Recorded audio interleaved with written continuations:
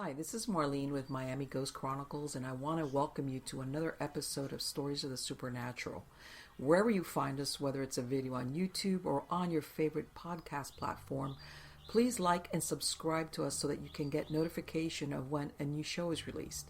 You can also find us on major social media platforms where I give you a heads up about upcoming shows and which date and time they will be aired.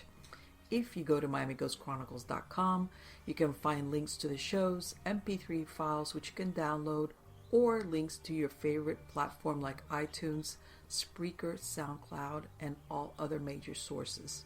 You can find information for upcoming and past talk show appearances as well as new book projects at MarlenePardo.com. You can also purchase books and merchandise there. And you can visit my author page on Amazon at Marlene Pardo Pellicer. Due to popular demand, I'm narrating my True Believer stories that I've collected throughout the years in a new series called Supernatural Storytime. You can find links at supernaturalstorytime.com. If you are into classic horror, ghost, and adventure stories, I narrate some of those at Nightshade Diary, and you can find links at nightshadediary.com.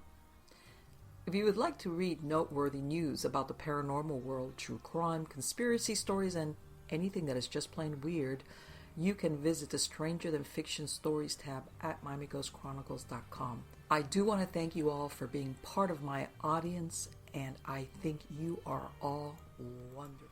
Hi everybody, this is Marlene with Miami Ghost Chronicles, Stories of the Supernatural. How are you all doing today? Good? I'm doing good.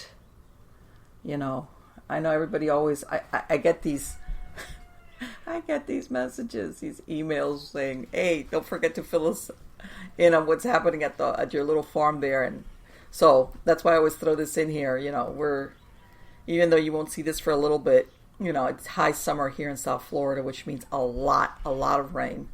As a matter of fact, we've got two like depressions off the coast of Florida, but you know, like north of Miami, so it's not any danger as far as a hurricane, but it's producing bucketfuls of rain. And last night, as a matter of fact, the electricity went out for like 6 hours.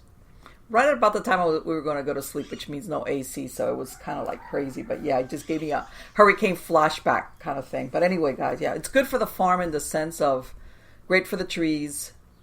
I got to do a lot of, but everything grows along with it. Besides the trees, weeds, everything that you don't want to grow grows. And then, you know, but like I said, this is the, this is what the learning curve on becoming, even if it's a micro farmer. Believe me, after doing this, you really admire those big farmers, that ones with a lot of land. You really, really do, because it's a lot of hard work. But anyway, guys, let's talk about what we're here today for, which is my guest. Okay, and I know you're going to be super excited to find out who I've got. This is a lady who, her name is Mary Marshall. Now, Mary is a natural intuitive. She's an empath. She's been developing her psychic medium abilities.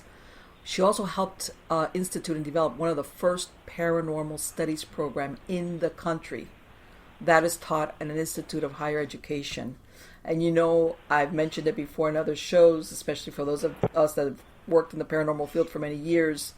This is a far cry. Once upon a time, you were lucky if you didn't get away with a funny look just for bringing up stuff, you know, paranormal stuff, unless you were telling a ghost story, but nothing whatsoever as far as actual classes. She has over 20 years experience, and as a paranormal investigator and researcher. She's also the founder and director of the Paranormal MD, which Investigations, which is a scientific and technology-based group located in Northwest Illinois. She's produced and hosted her own talk show radio titled The Paranormal MD, which is available also as a radio podcast. She's appeared as a guest on Quest, which is a PBS talk show, Dark Coffin Classic, Psychobabble, All Fired Up, Haunting History, and in the documentary on the Wisconsin Bigfoot, Finding Jay, which was released recently, June 1st of 2019. And she's been featured on TV news stations and newspapers. She's also an author. Her book Continuum is a sci-fi romantic adventure involving time travel, one of my favorites. Available at Amazon and Barnes & Noble. She's currently working on a sequel to Continuum titled Forever After. She also has a nonfiction book which is slated to be released year after next, called Paranormal Entanglement, which is based on all she has researched and learned in regards to the paranormal, ufology, cryptozoology, science, metaphysical as it pertains to paranormal phenomena.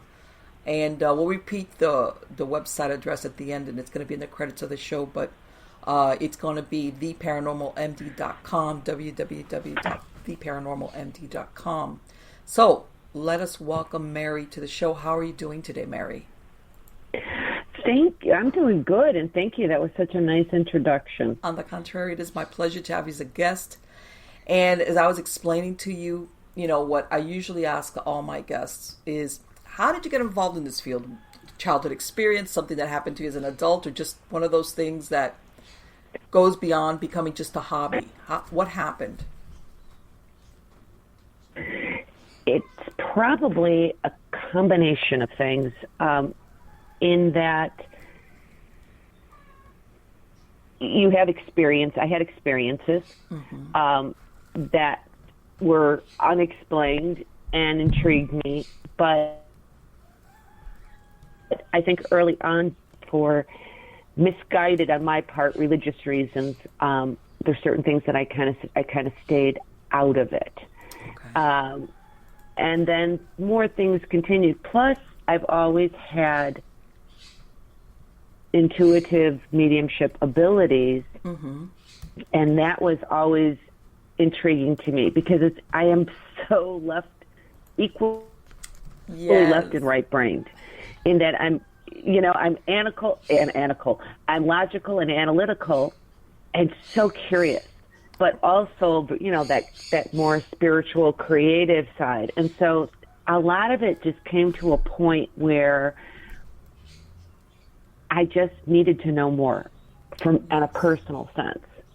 And then as a result, it sort of grew from there. So I started just then doing initially a lot of armchair research, if you will. And back then, that was, before the internet. Right. So, or in the very early stages, so it wasn't a lot out there. And what I was finding was all very much in a very spiritual, metaphysical way for explaining things. And so I started to, just get more and more curious. So I eventually joined a group and then left the group and started my own, because I wanted to go a different direction. I wanted to start, which is what I was doing, the things that I was learning in physics or even neurology, which I had studied in relation to paranormal activity. For that matter, when you're talking about that type of stuff and you're talking about quantum physics, right, quantum entanglement, that starts involving now, as it's just really in the last couple of years and now coming to the forefront of how the consciousness and mind can be part of that quantum entanglement, quantum physics and theories. And it's again, the scientists themselves, many are not going to talk about that, but nonetheless, there's a lot that do. But yeah, so it just really sort of developed, it was just one step at a time, where having experiences, having also the abilities, which I did not talk about, really, few select people over the years would know, and I was always pushing that away, pushing it away. Really, again, initially over, at the time, religious beliefs, and then later on, as I became more public, into the public eye, via teaching and lecturing and so on and so forth, I did still keep it on the back burners. And the reason for that was, is because a lot of the people that I would get into my classes, and now I'm not talking about people at conferences or events where you lecture, they're usually there because there's believers of some type. Right. But I would have class where I had two atheists, someone who most closely identified with Buddhism, Catholic, a whole array. Now you have to be you're coming across a lot, and a lot of people who are beyond skeptical. Yes. You know, they were just like, I'm just kind of checking out to see what this is. Right. Those are the people that I wanted to reach, the ones that are on the fence. Right. And unfortunately, if at the time I had said, oh, and by the way, you know, I'm an intuitive medium, yes, they would have went, oh, that's way too woo-woo for me. Yeah, and but not out of the picture. At a certain point, I decided for my really own well-being, because it gets to be very taxing to not address the mediumship. At a certain point, I decided to come out of the closet about it. Yeah, and, that's exactly what you have to do, really. Yeah, and you know that there's going to be some people that are going to turn away, but I felt like it was a time where I had established myself enough credibility-wise, you know, as a sincere investigator, researcher, looking at all aspects from science to the metaphysical, that I could do it. I could finally do it. And quite honestly, I started to have the experience as the intuitive medium, and seeing how healing, you know, having personal experiences with people and seeing how healing it is. Yes. And that was, you know, who doesn't want to do good for other people? Sure. You know what I mean? Yeah. And so it just became that, all right, it's time. I need to bring this into the mix and actively, you know, get better at doing this so that I can be a better use to people, better service. Exactly. And people don't realize that, especially when it comes to healing, this is the opposite side of logic of, let's say, what, you know, when you were talking about these people, like if you're going to talk about it, it's got to all be on the logical end of the spectrum, versus healing is what you said. There's more of a metaphysical, spiritual aspect to it. Absolutely. And it's a learning, and also I'm just, you know, it's the learning curve of, for me, like I noticed, I still occasionally have issues with this, of editing myself. And you can't, those two sides, that logical and analytical side, got to be put to bed. Yeah. You know, when you're doing any type of, you know, read or connection with spirit, because I found it very troublesome, because as it was occurring, I'm almost editing myself and questioning, like, what? Like, how did I get this? You know, kind of thing, or whatever it is. So yeah, it's been kind of an interesting trying to learn that balance. Right. In other words, and it's like, yeah, you're anticipating trying to make happy the person that's going to be put off or start questioning your message, versus using all your abilities. And it's like, okay, you know, it's not really my problem. It's your problem, as in the other person. If you're going to discount what I'm going to say, my message, because I identify myself, let's say, with psychic or, you know, being a medium. Yeah. Yes. I really do think, and I think that there has been a little bit of fallout still as a result of that. Because here's the thing, I think initially too, you know, some people were like, what? Like, you know, they've known me for years. And it's like, what, now all of a sudden you're on medium? And it's like, no, it's not all of a sudden. I just am coming out about it now. You know, I used it all the time when I would do my own investigations or be attending other ones. There was an occasion, and then part of it too is that I've met some really good people that have encouraged me along the way. That made a huge difference. Not only first accepting, then encouraging, and that was really important too. Right. But like, even I think it was a little over a year ago, I had did a event with the Booth brothers. Right. Yes. They had a thing at Dump, and so that was really my coming out weekend, if you will. You know, and realizing, oh my gosh, you know, like in that almost person, because I'm so skeptical in general, that even with myself, you know, I was like, oh, okay, I guess this is real, you know, like this is happening. Okay, I'll go with it. But you know what, Mary? Like I'm going to interrupt you real quick because one of the things, and you know, I've been doing investigations since the 1990s, and you know what happens? Part of it is the stereotypes. In other words, you got to either be one or the other. Either you're the hardcore analytical skeptic type, which means you are absolutely not psychic, or you're the psychic woo-woo type who's like walks around like, oh, you know, the vibrations. And it's like either one or the other. You can't be both. And what you're describing is that you can be both.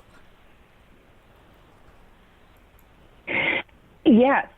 And even for myself, like I said, learning that balance to try to present it and present myself, all of me. Because there was, you do run into that a lot of times. I mean, it's just one of those situations with people, how they're going to perceive what you're doing. I have to say, honestly, though, I still find it fascinating that other side, the analytical side or logical side, when it's occurring, I have to, like I said, kind of watch it because I feel like I'm my own experiment right now. In that as things, I kind of am testing them out, not just to learn or grow, but, what sense can I make out of this, you know? And sometimes there just isn't any sense, you know, but it's something that I've used, you know, like I said, at this event with the Booth brothers, is that they had gotten some really great evidence in this one room. Because at one point I decided to speak up, and I went to Philip and said, if you're looking, he had the SLS camera, you know, with the stick figures. Right. And I said, if you're wanting, I go, if you go in this room, there's somebody in there. And sure enough, he came in with the camera, and that was interesting for me as a medium. Right. You know, that it was like, son of a gun. Now my other side of the brain went, see, there was something to justify this, you know, as he was catching in the interaction with this entity that was in there, this young male. But it's been an interesting journey. I'll say that through all of this. You know what? I tell everybody that your body, you know, and I'm going to say, apart from the psychic, when you're sensitive or a psychic or a medium, whatever the case might be. And I tell everybody, you know what? I was doing investigations when you had to pay to develop film. Yeah. Once upon a time, you had to actually pay to develop film. You know, in other words, long before there was a lot of the gadgets that we have nowadays to capture evidence, and believe it or not, a very good instrument was your human body as far as the feelings you got. You know, I'm not going to tell you some people, but if you were a person that was pretty well grounded and kind of like knew how to read your body sometimes is a great tuning fork for when the paranormal is either present or going to manifest something. And I think a lot of times, unfortunately, we've discounted the human experience when they do these investigations. And I think psychics are essential in a team, or sensitive at the very least.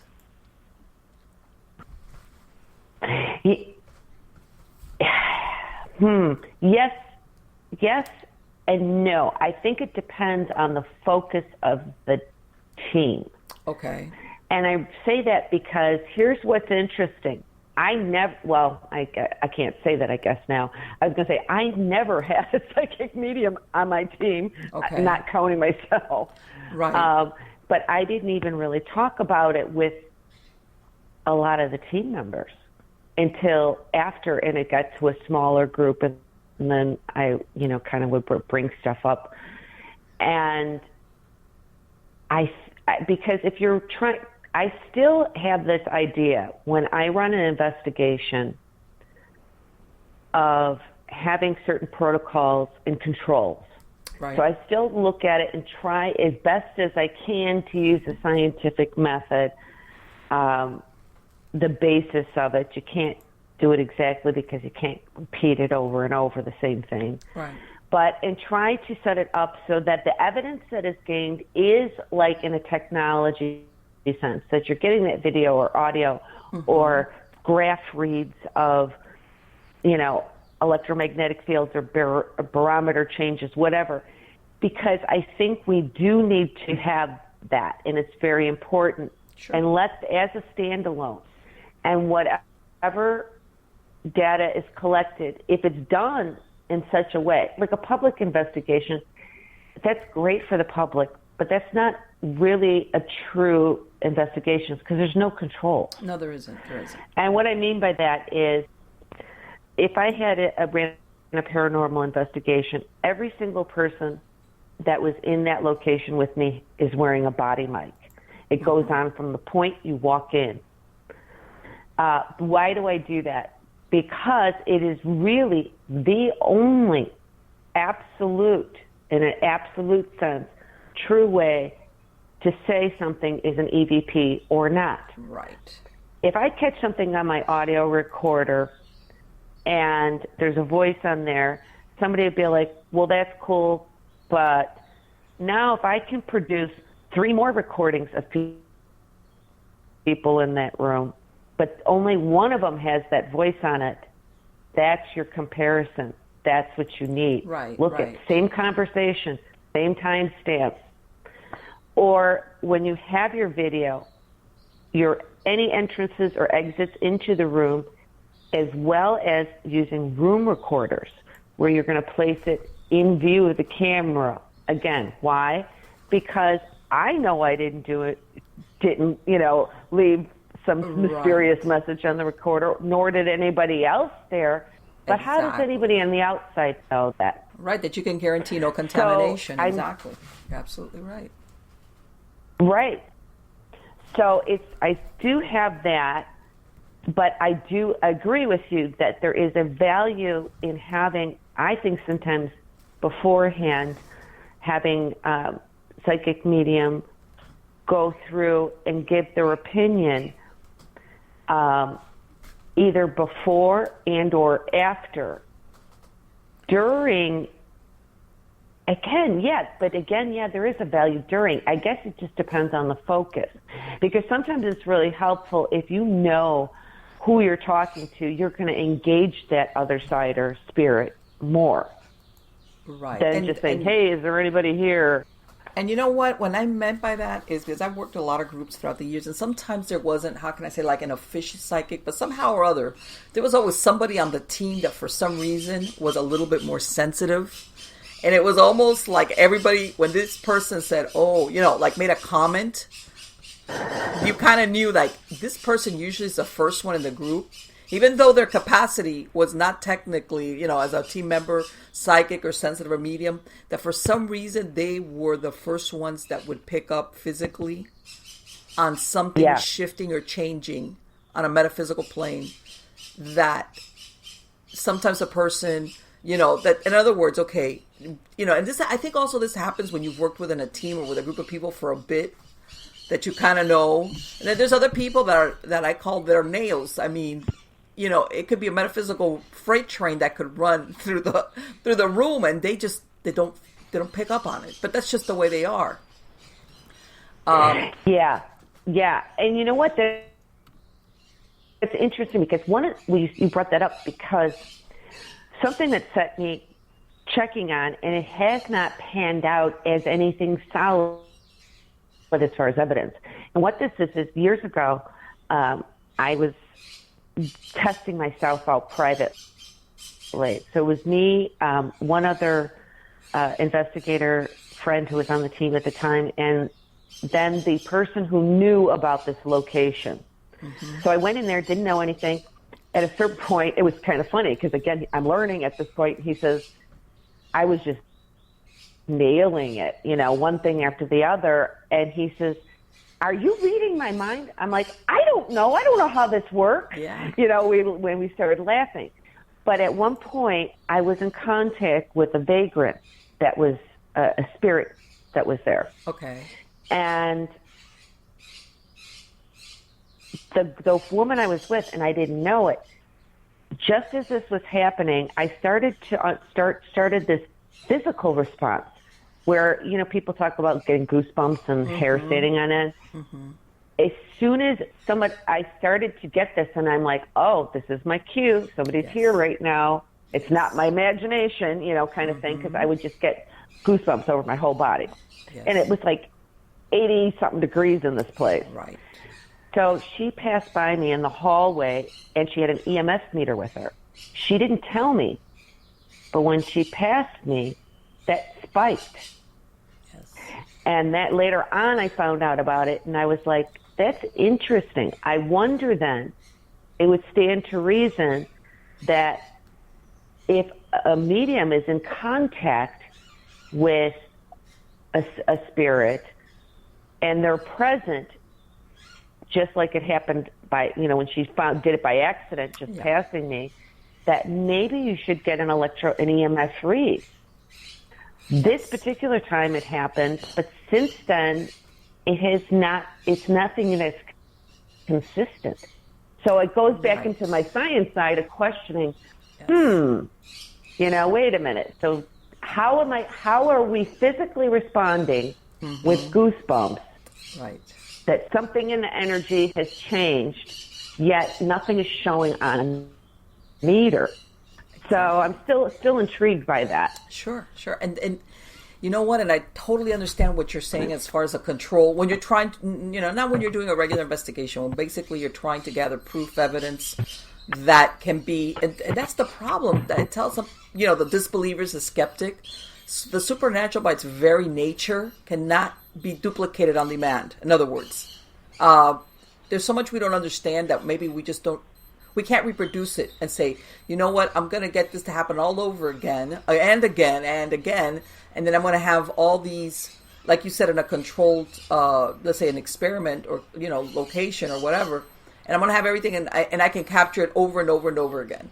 And it's like by its very nature. But then you, like you said, you have the skeptics that unless you can produce that, it's like, nah, you know, this is just a lot of coincidence, contamination, stuff picking up on, I mean, they'll come up with just about everything. Radio waves, EMFs being picked up by electrical sources that, you know, that people are not aware of. You name it. And it's a very fine line when you're trying to get the scientific proof on something like this. And then I think, and you made a very good point, Mary, now with the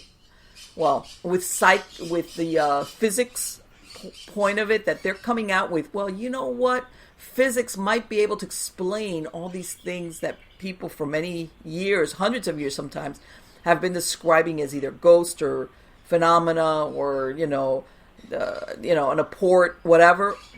There might be some actual way that it can be explained with physics. And, you know, of course, that we're realizing that stuff that appears solid is not really solid. Right. And, you know, the thing, too, with,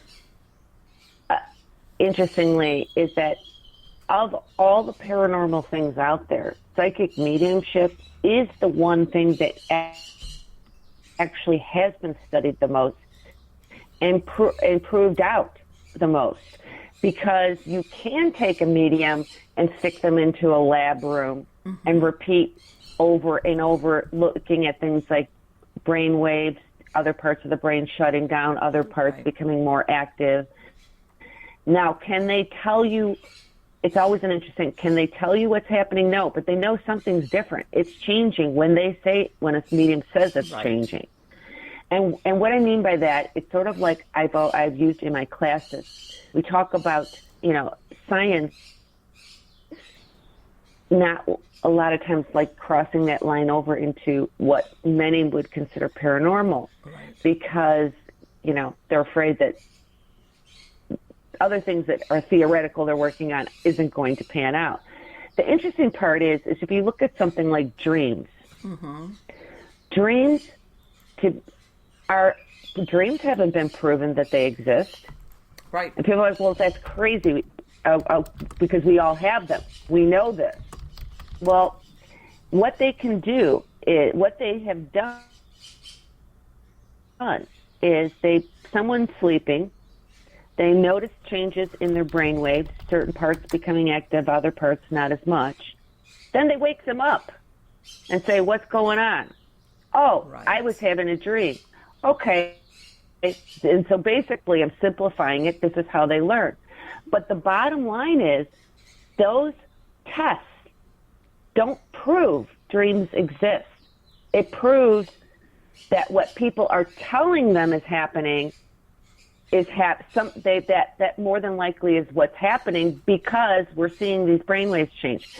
So if you look at the same thing with psychic mediums, they can't prove, they'll never be able to prove that it is a real thing in a science way. But what they can do is, hey, you're telling me this is what's going on. You're in contact with the spirit, and the correlation is here is your brain waves have changed, right. And this is a consistent pattern. Right, exactly. So it's a real strange thing. But we all believe in dreams because we've all had them. Yes. It's just that not everybody's had the other experiences, and so that kind of puts a deficit in it.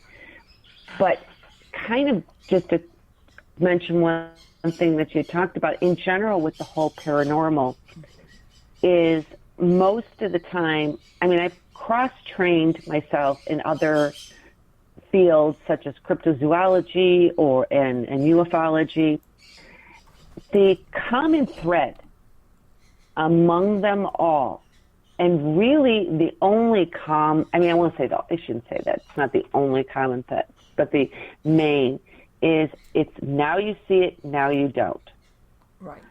What is going on in that in itself? That's the common link. Why is whether you're talking about Bigfoot or a ghost or UFO or whatever it is, ET possibly, now you see it, now you don't. Now you go back to science again and start looking for how is this possible. Right. And at this point, at this juncture, the only thing is interdimensional. Yes, of course, absolutely. It's That's exactly interdimensional. It takes you exactly there. Exactly. And you know, whether interdimensional is accidental or intentional by one group or the other, we don't know. You know, I mean, that's the part we were like, okay, let's hypothetically, let's say that there is something as interdimensional travel. Is it something as a doorway that can be opened and closed, you know, by someone?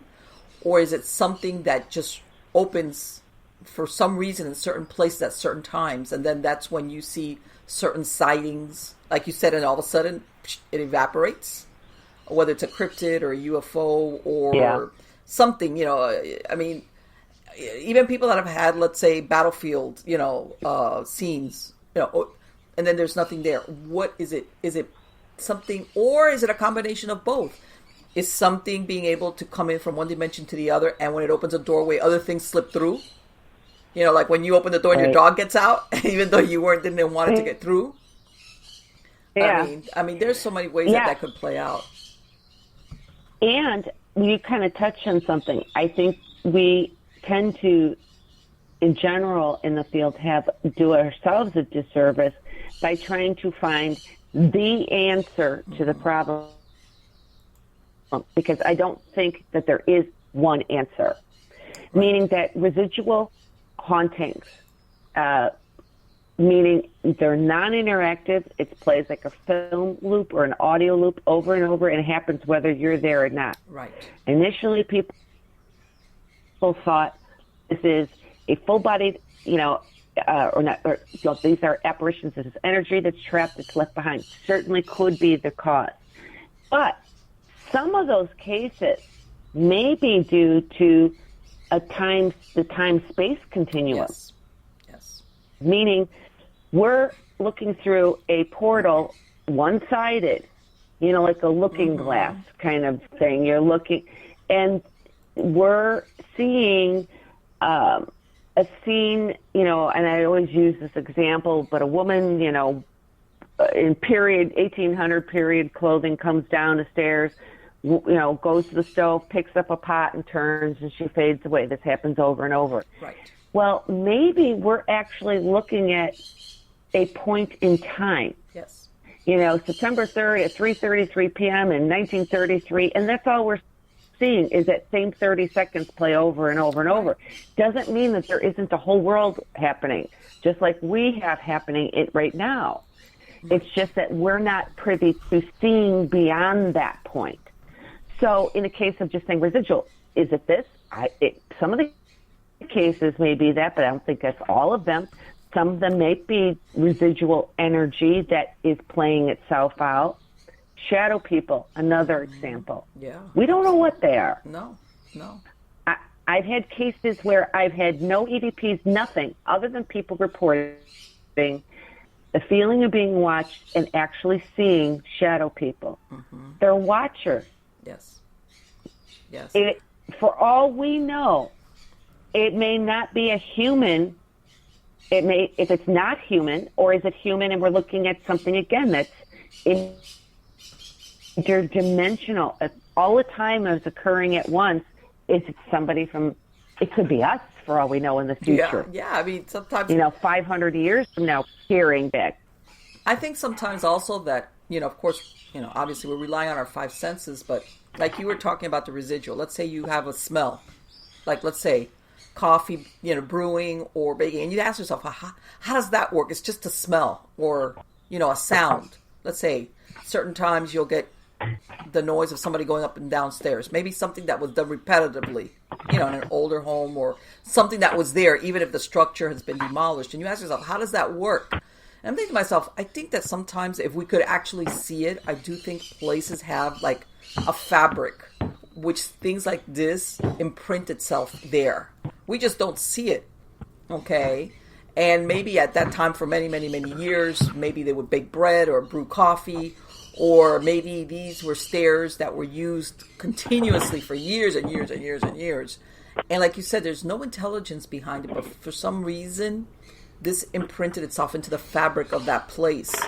Even if, let's say, that staircase has been demolished, and you ask yourself, how am I hearing? Which is, of course, that sometimes goes along with, apparitions that are seen at floor levels that don't exist anymore. It's almost like it escapes what we normally can see, but it's still there. Even in our dimension, I guess is what I'm trying to say. Yeah. It's in our dimension, we just don't perceive it.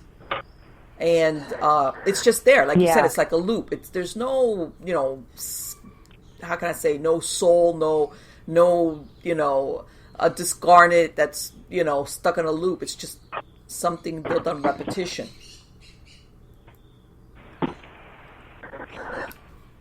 Yeah, and taking it a little, into something like Bigfoot. Yes. Because I get asked, and I, did the documentary and I started the investigating for one reason, and continued it, because there's all kinds of things going on out there. It wasn't just, Bigfoot. It was these extreme light anomalies, EVP. Time loss, all different strange things going on. But if you were to take, when I was getting involved, I would have a lot of conversations and listen, observe. And I heard a couple that are kind of known in the field talking about a story where they're in the woods and they see this red pair of eyes. And then this jolt of energy passed through them and proceeded to go on talking about Bigfoot.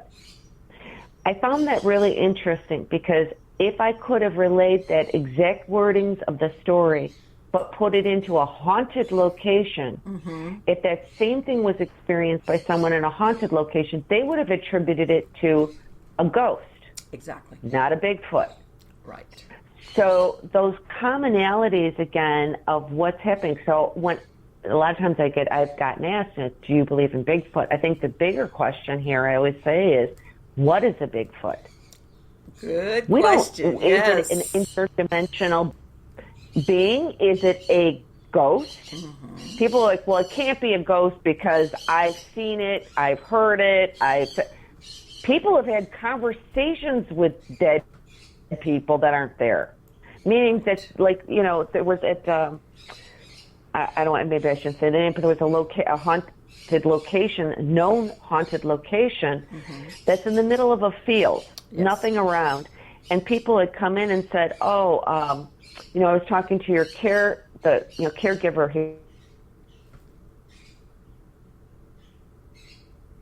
here, the property, and he was telling me blah, blah. I was just talking to a gentleman outside. There was no gentleman outside. Like, that was that solid. Yeah. Yes. Right, he was. But here, which, again, even as a believer and investigator, absolutely astounds me and want to know how this is possible. Like, how could you have a ghost up close and in your, face, and not recognize having a conversation and not know that that's not a real person? That's incredible. And so, you do get into a lot of these,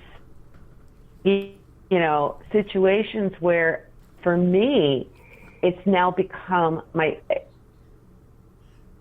more of my focus, because you know what? When I started out, I was working a lot of as an investigator, home cases.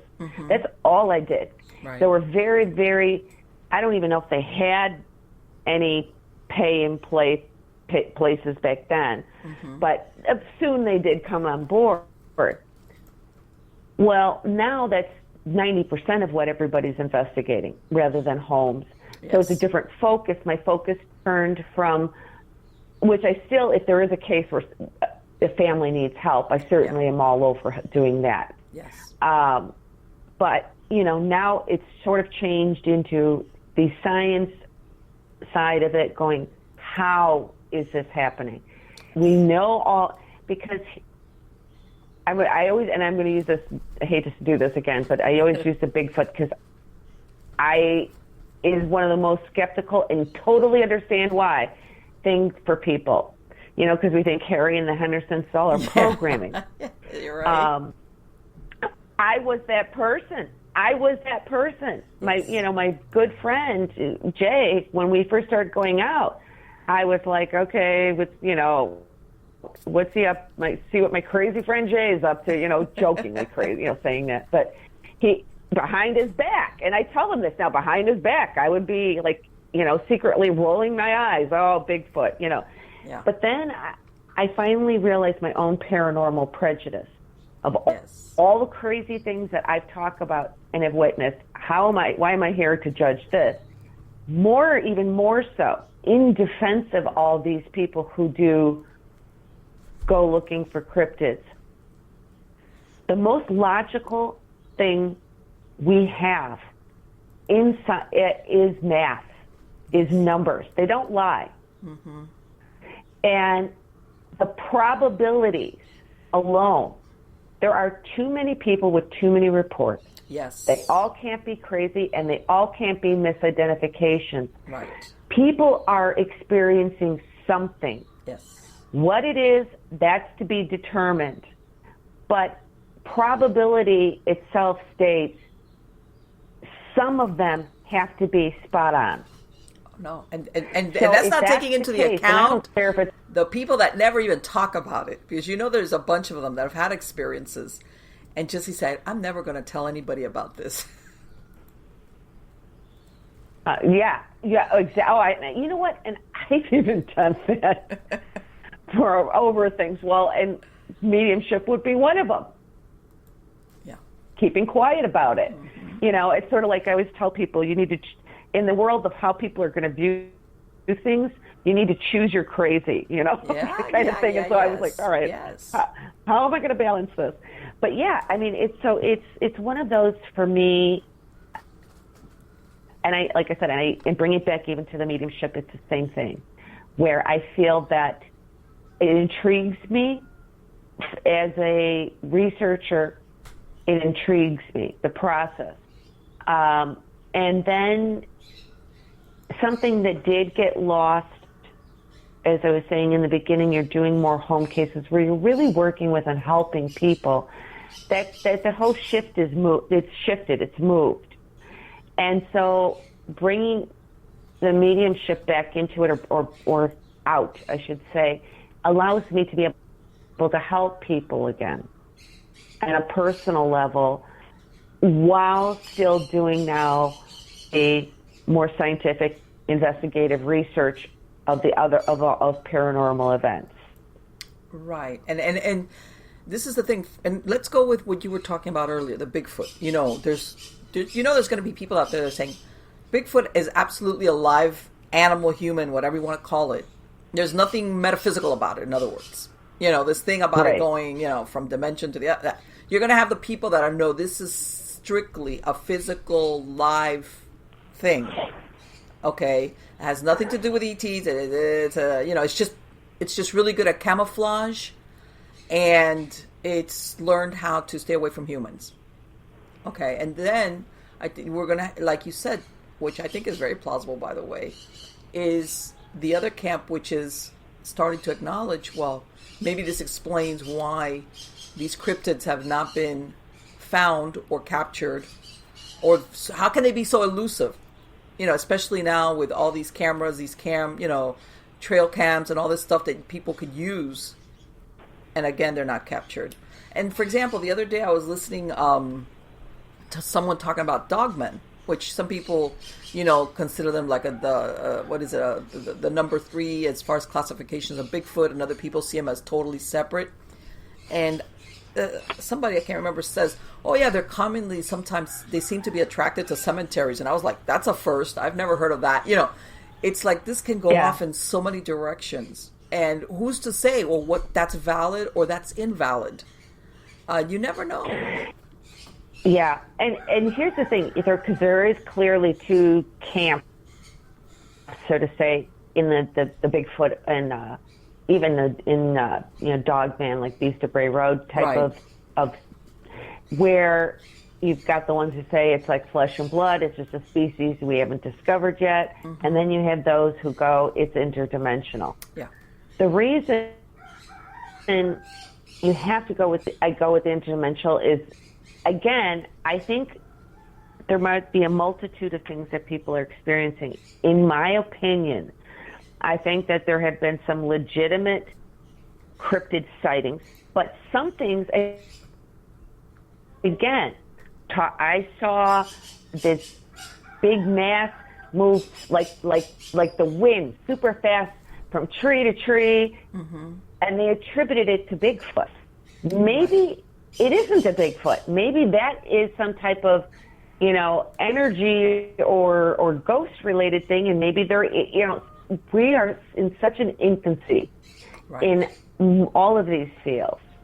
Yes. That there's so much to learn and know yet to even make really proper, decisions, other than being able to say something's going on. That part is real, but we're not sure what it is. And my only problem with the ones who think that Bigfoot is a species, an animal of some type that we haven't discovered yet, my problem with this is, too, if that were the case, we would find, with all the people that are out there, this isn't like some obscure creature, animal, or something that nobody's looking for, or just those, or people in the science field. I don't even know, people would be searching for animals and things. This is would not get any physical evidence. There would be physical evidence. If there are no bones and there is no hair, then this creature is not living and dying here. Right. And not in the multitude to fit the amount of sightings. Right. Furthermore, they say, well, there's new species being discovered all the time. Yes. Here's my problem with it. The last discovery, now the ocean, you're right, they're absolutely right. Every year since we've gotten more into the UV range of lighting, we're finding tons and tons of things in the ocean and even on the ground that we had before. but the last one was like around 2002, and it was the size of like a small cat. Right. Yeah. We're talking about a 10-foot, 1,000-pound, Right, yeah. 800,000-pound animal. It doesn't have the luxury of being that small to be undiscovered. So I do have a problem with. Right. No. A lot of the discoveries of new ones is a subspecies of already and sometimes even an existing something. In other words, yes, it's a species, but it's not totally new, weird. There have been, but a lot of new discoveries also, like you said, are species or somehow related to already an existing creature, which they can classify it as a separate species. But it's, like a new discovery, Right. like you were saying, hey, we went to the Amazon and we discovered this new monkey, for example.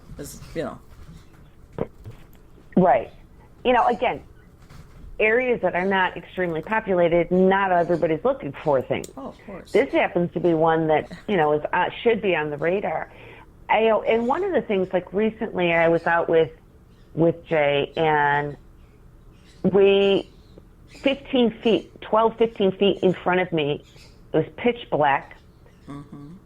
Unfortunately, and this is what happens, by the way, for people listening, there's a few reasons why it is difficult to get a lot of things on video, because you're in a true forest, not like a forest preserve kind of thing. And this noise happened 15 feet in front of me.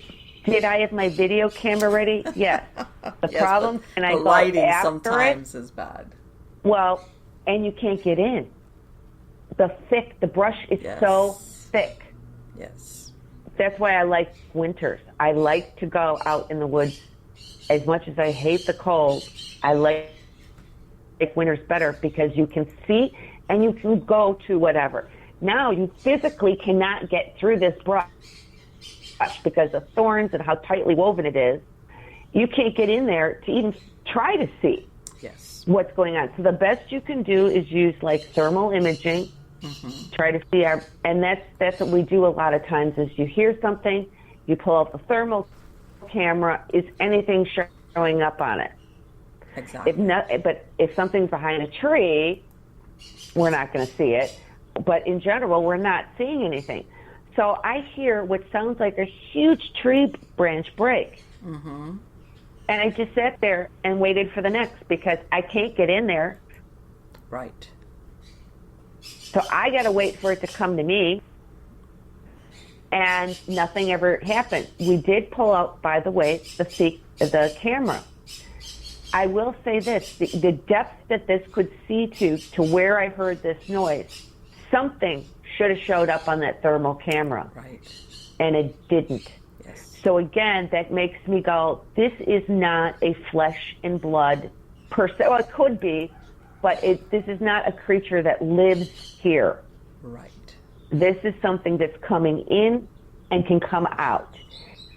It has the ability to either cloak or move through back into its own universe, time, dimension, whatever the heck. Right. I give everybody. I tell when you said that cloaking thing, I tell everybody think of the first Predator movie, where this thing is cloaking itself, basically camouflaging itself.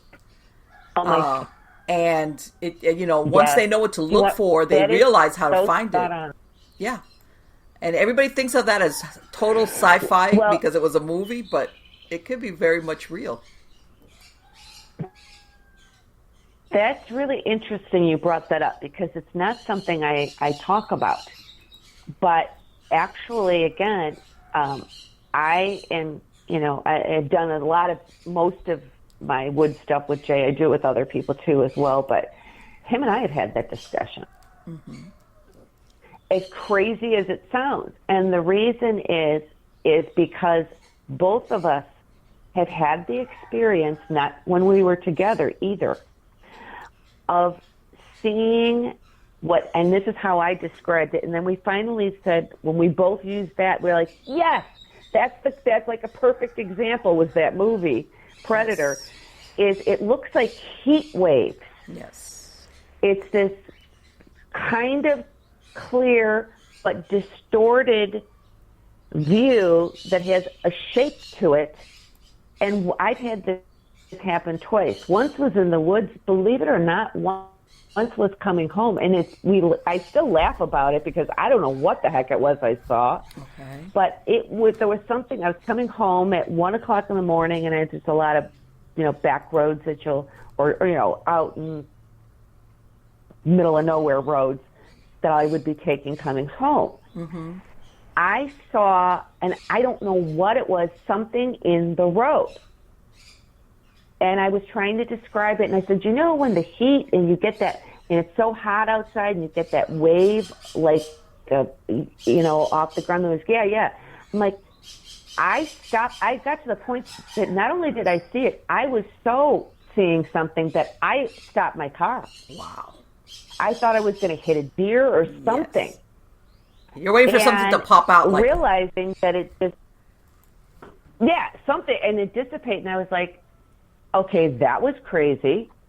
I'm not telling it. I mean, I do this, and I'm in the field. I'm like, I don't know if I want to tell anybody what I just saw. Well, you know what? Kind of thing. It's and that's why it's really weird, because when you see it first in the movies, you're thinking, oh, it's the movies. It's made up. It's that's a great idea, but it's not for real. And then it's almost like how they say that it's art imitating life, but yeah. Yeah, you don't know, and you look at that, you're like, I know this doesn't make any sense, but this is what I'm seeing. And you're seeing like a distorted wave of, it's really, and the best way to and that's what brought in that whole discussion of the cloaking.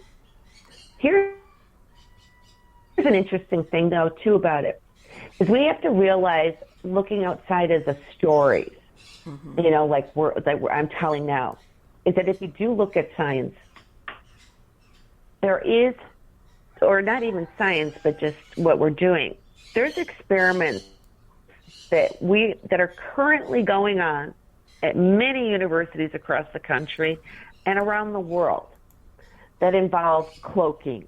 Sure. Who to say that another species in another plane other than our own, because we don't, parallel universe type thing, or multiverse would be a better way to say it, mm-hmm. doesn't have, this has that same ability that we have now, but has perfected it. Yes. We can do things very similar to that. Furthermore, there's an experiment that is being done. It was done by MIT. It was being done at Cornell University, again, and many other places, where they were experimenting in cloaking time. Right. Now, that does sound science fiction, mm-hmm. but it's not. Meaning that they have managed to cloak, by extreme manipulation of electromagnetic fields, and they're testing, they have managed to cloak an event so that the observer will never see it happen or not. But they can clearly, through their measuring, see that they have managed to do it. Now, here's the problem. It's only for literally 120th of a nanosecond at this point. That's nothing. But the point is, they can do it. Oh, yeah, of course. They can do it for that amount of time to cloak an event and cloak time. What is our capability 100 years from now, or 50 when we get to quantum computing? Oh, of course. It's almost like when you're opening a package that once you can get your finger in it, you're going to be able to open the package. And on that same subject, I a couple of years ago, I interviewed a guest who this was during the 90s, by the way, and it didn't happen to him. He heard it, when you work, every stuff like this gets around, even though the management is like, shh, don't talk about it. He was working down in the Southern California, the Otay Mountains area. And he says that when you were new, you got the bad shift, which was overnight, the nighttime. And he says that they were out there basically in the wilderness, and there was little or no lighting. That was the whole idea. And he says that there was two guys out there, and they were being looked at by another guy in a certain distance away with a heat camera. In other words, he was looking at, they didn't have it, but they were being looked at. There was somebody that was out there watching, basically doing surveillance, and they start hearing something tramping around, like you said, breaking stuff, and there was a small creek running through there, and they heard something big, by the way, splash, like on the water, and they're looking, and they're not seeing anything. They're like, like, you're not seeing it, yeah, and they're like, all of a sudden they hear this guy that's got the heat camera, raise him on the radio and says, I want you to get in your truck and I want you to leave right now. And they're like, what? And the guy's like, I want you to get in your truck and leave right now. And well, they did it, like, okay. So they leave. Okay. Then when, I guess the next day they reconvene or whatever, they didn't want to talk about it, like the commanders, the food chain. It was like, okay, what was it? What did you see out there? What did you... Of course, through unofficial channels, because like stuff like this, of course, was and is still sometimes a career killer. Apparently, the person out there had seen something that was huge that looked like it was hunting them. In other words, they could hear it, but they couldn't see anything. But this person was seeing the heat signature from where they were at. And it was like, I'm not going to try to explain to you that I'm seeing something that you can't see. That's why he just told them, get and leave. Okay, and he had some other instances that describe very closely exactly what you were talking about. Something that's cloaking itself so well, whether it's total cloaking or a way of camouflaging into the actual color scheme of what you're looking at, that it could be heard, but it just could not be seen. And I think that that what you described, Mary, is very possible, where they might have that ability for some reason. And also what you were mentioning, even now, there's not only universities, there's a lot of corporations that now have their own high-tech labs that are developing, absolutely, their own version, because of course, whether it's because they want to sell it later on, that technology, that sometimes, not everybody's aware of what's being, how can I say, developed. And in other words, I hate to say it, some of these corporations have very deep pockets when it comes to research, especially when you're talking something along those lines, like technology. So I wouldn't be surprised at all of what you were describing, that if it hasn't been done, it's in the process of being done, or even that thing of what you were talking about, even if it's nanoseconds, that's okay. We're on the right track. We just got to go in that direction and figure it out as we go along. And again, that's and like you said, that's what we know. Now, institutions that are not public, of course, we're not privy to what they've been able to accomplish. So there's a lot of very strange things on there that either, I was going to say border, doesn't border. They really have crossed over into what most of us would consider science fiction, but it's not fiction. What do you think about the Mandela effect? I'm sorry, could you repeat that? What do you think about the Mandela effect then, since we're talking about basically... I think that it is entirely possible. Okay. Again, it's one of those situations of the investigator or researcher side of me, there's not enough proof in any way to make any kind of determination. With that being said, it is a phenomena unto itself, in that you do have groups of people, not all together, but as individuals, and that occasionally in conversation will come together. And, I think the example I use a lot of times is the breakfast cereal, the box cereal, Fruit Loops. And that was the first time when it was brought to my attention, and it said, well, how does it look to you, and how does it spelled? And I'm like, spelled it out, as in Fruit Loops. And they said, no, it's never been that. It's always been F-R-O-O-T. I said, no, it hasn't. Uh-huh. I had no question in my mind. Right. Now, here's the thing. I am aware, because I've studied it, 101 different ways your brain can deceive you. So it certainly could be something on that order. Right. With that being said, I find it fascinating that certain particular products or events, Fruit Loops cereal being one of them, if you ask people, occasionally you will come across another person who will remember it the same way I do. Yes. So again,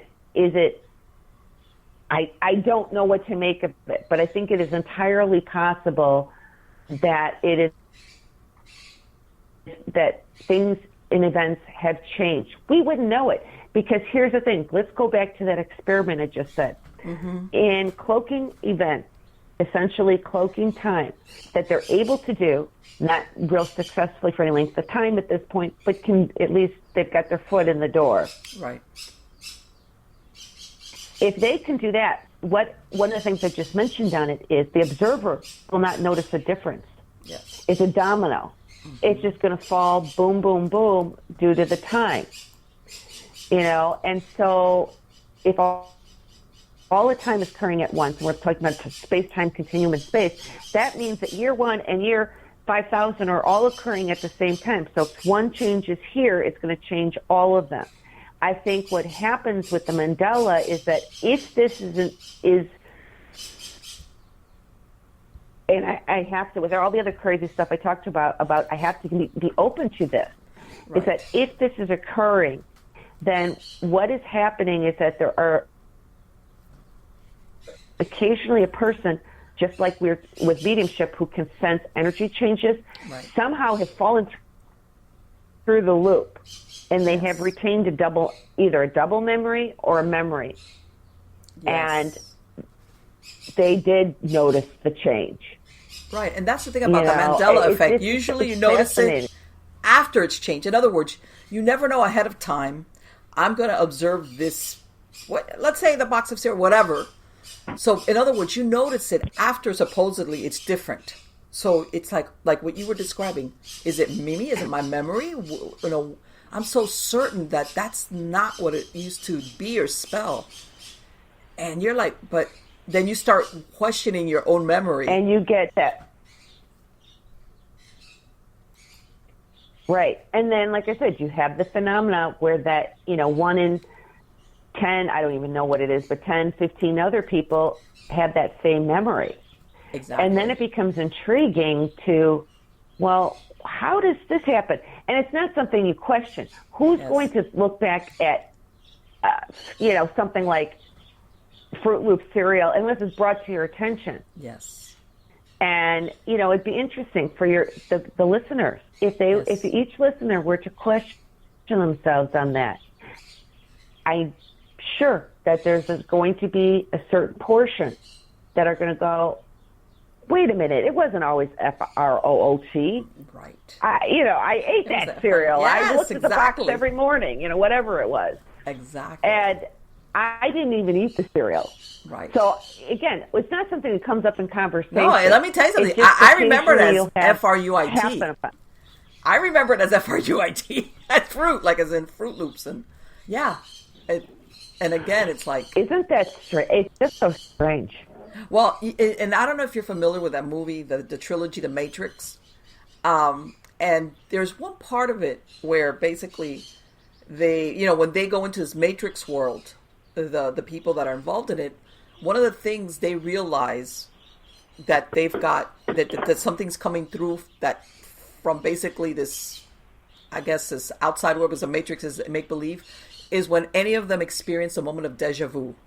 In other words, if they see, let's say, well, it's actually the scene that they show in the movie. You see a cat going across, and you have, how you have that moments of deja vu, like, hey, I've seen that before.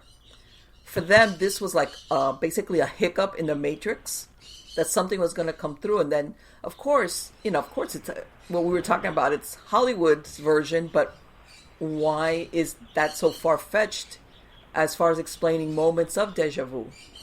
Or those feelings of like, I've said this before, I've been here before, even though it might be seconds only, seconds or moments.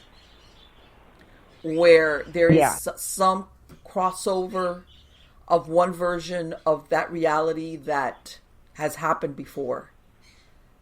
And you happen to have been the one that experienced the earlier version. And now that's why you're going, hey, wait a minute. I feel like I've had this conversation before. Yeah. It's almost like it triggers in your brain something where that identical sequence of events or moments. You're like, this is weird. So yeah, it's a very deep rabbit hole. How's that?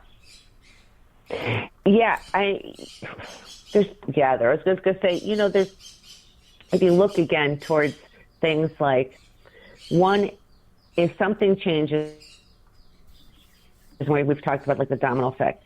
In science, there's something called spontaneous self-organization, and that will occur when when these types of things happen. So it's like a reorganization. Nobody, in the case of Mandela effect, that again or any of that, the observer wouldn't know, because there's been a spontaneous self-organization when something changed. I don't know. I'm just going through the whole thing because it's an observer. It basically is the observer effect. If you get into, and I always say this because I don't want to get too heady for people listening, but there's things when you're dealing with the Heisenberg uncertainty principle, or Schrodinger's cat, and quantum entanglement, and that type of thing, the observer having the effect. It's interesting to me because when you have situations like this, and you're talking about like the Matrix, and you take Schrodinger's cat, it exists in all states. How does this apply to the paranormal? If it exists in all states, and they know that the observer, the simple act of observation, collapses the choices into one reality. So you're basically, that's the principle in a spiritual sense that people say you create your own reality. They're not wrong from a scientific perspective. Furthermore, if you're dealing with that type of thing of superposition, where it's existing in all states, and that the idea of observation calls it into one reality, that is kind of the principle behind the whole Matrix. And you could say it jokingly, but if we are learning this in science now, what does that mean for us? It's the old joke of, well, then who's observing us? Exactly. And, kind of thing. Right. And in other words, each person's reality is its own dimension, is what you're basically saying. It's like, because we always want to group everything. Yeah, maybe at a collective level, we're all experience a certain reality. Let's use the word reality or dimension. But what if it comes down to, like you said, each observer has their own version of whatever that was. And that's why you'll have some person that will have the deja vu moment, and the rest of the people present are like, huh? What? So, God, yeah, it's... Yeah. And you know what? And when you think about it, though, to make your head spin. Well, and this is, because sometimes, of course, like you said, we want to know more, we want to understand more. I guess is basically understanding. But then you think about it, how much knowing of certain things would enable us to live our lives without having our heads explode. How's that? As far as regular everyday life. Yeah. Like, let's say, physics tells you, hey, that table, even though it looks really solid, really isn't solid. Okay, how much of my time am I going to spend looking at that table or that desk or whatever, or the house around me, and say, you know what, this is really not solid. Okay, sorry, I got to go take my kids to school, for example. So it's like, I understand the thirst for knowledge and understanding, but as long as it doesn't get in the way of actually living, and it's a weird dichotomy. Like, where do you go with this? The thirst for knowledge versus living your life with the senses that you have, that we're allowed, that we commonly use. Right. And how much of it Yeah, and you have to do it. You have to let the other part go, because otherwise you could drive yourself crazy. Yeah. I think in dealing with this type of topic matter, because then this almost then crosses over into it does cross over into all different types of phenomena. But how much of a part do we as individuals, our mind, our consciousness, really do have in creating, again, the reality and our perceptions of what reality is? Meaning, there is a unidentified, not usual type of energy in front of you.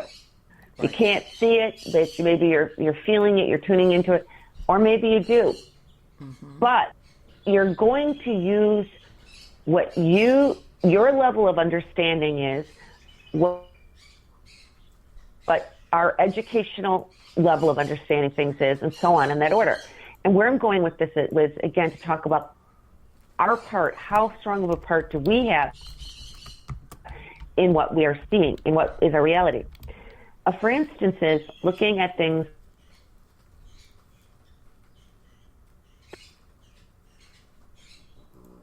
like, you rarely here in the States hear someone come across talking about that, especially if it's not a psychic medium. Almost never. It's so very rare. However, you go to the UK or Ireland or, and so on, you have the prevalence of them citing that type of entity is, 10 times ours. Yes. Why is that? Are they crazy? Are we crazy?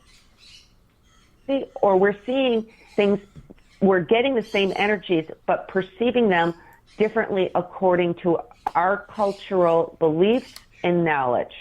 Yes, absolutely. So if I were to go to, and I'm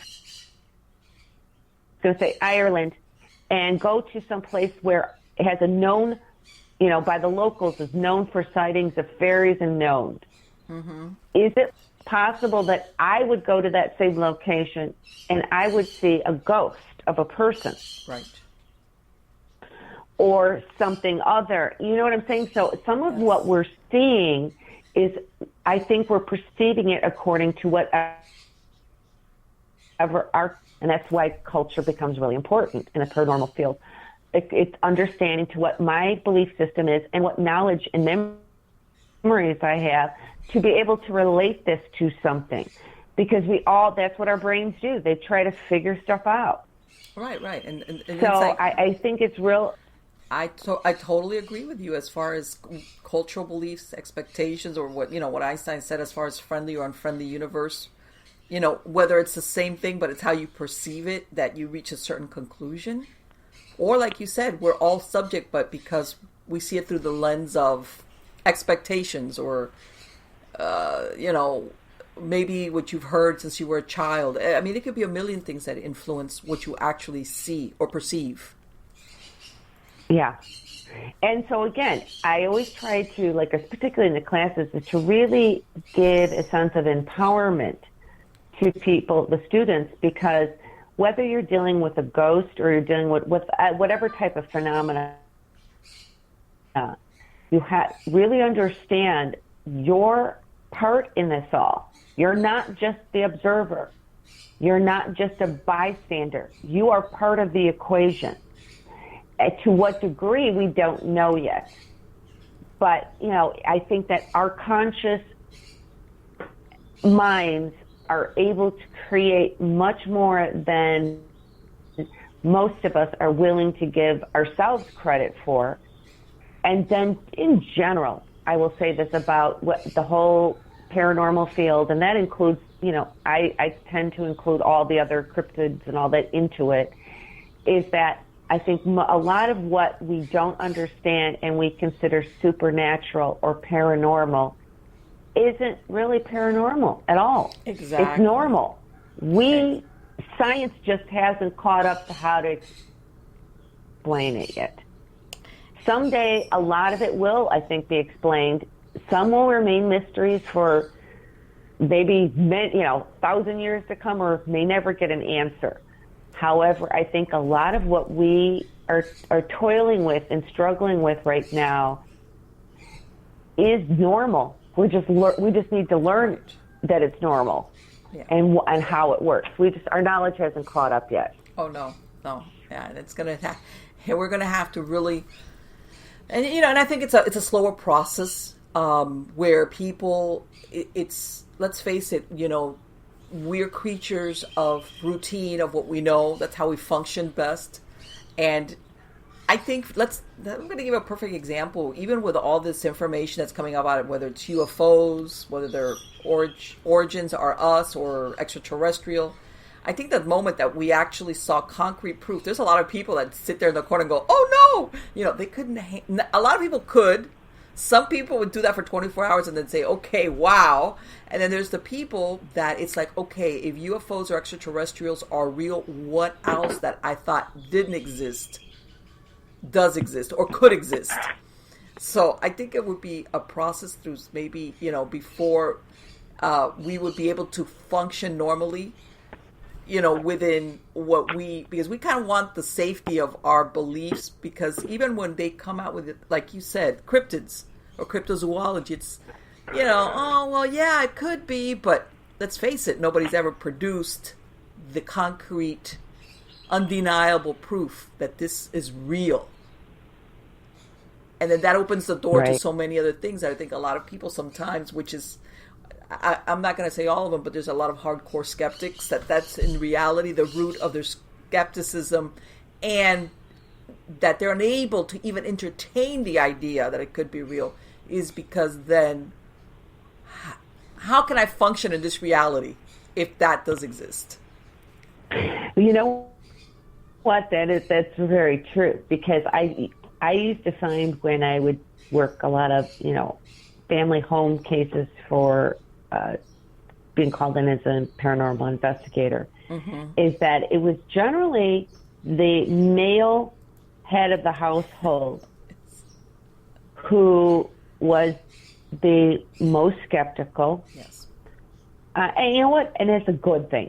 By no means am I criticizing it, because I'm skeptical. Even when I get my own stuff or you see someone else's, we are all about the experiential, our own experience. But the thing is that their idea is that I need to protect my wife and my children, my family. If they acknowledge, but they have no control over what's going on, and things are going wrong, or people are getting, scratched or abused emotionally, mentally, whatever the case is, scared, and they don't know how to fix it. Yes. So if they admit that this type of thing is real, even when they've had their own experiences, sometimes they won't really admit it. Yes. Then they're confronted with, well, now what do I do about it? Yeah, that's the question. There isn't anything they can do, and they feel helpless. And that's not a position people want to be in. No.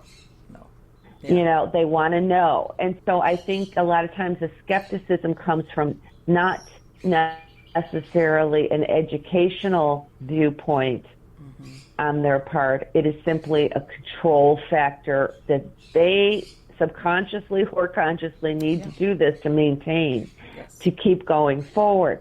How many people do you know that were not believers until something happened to them, or repeated things happened to them, and then they're like, I don't want to use the word, but even they'll use the word, to become obsessed with the topic matter.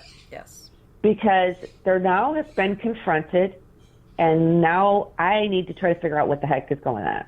What did I just see or hear or witness, or what happened? Right. And I want to disprove it for myself. Yeah.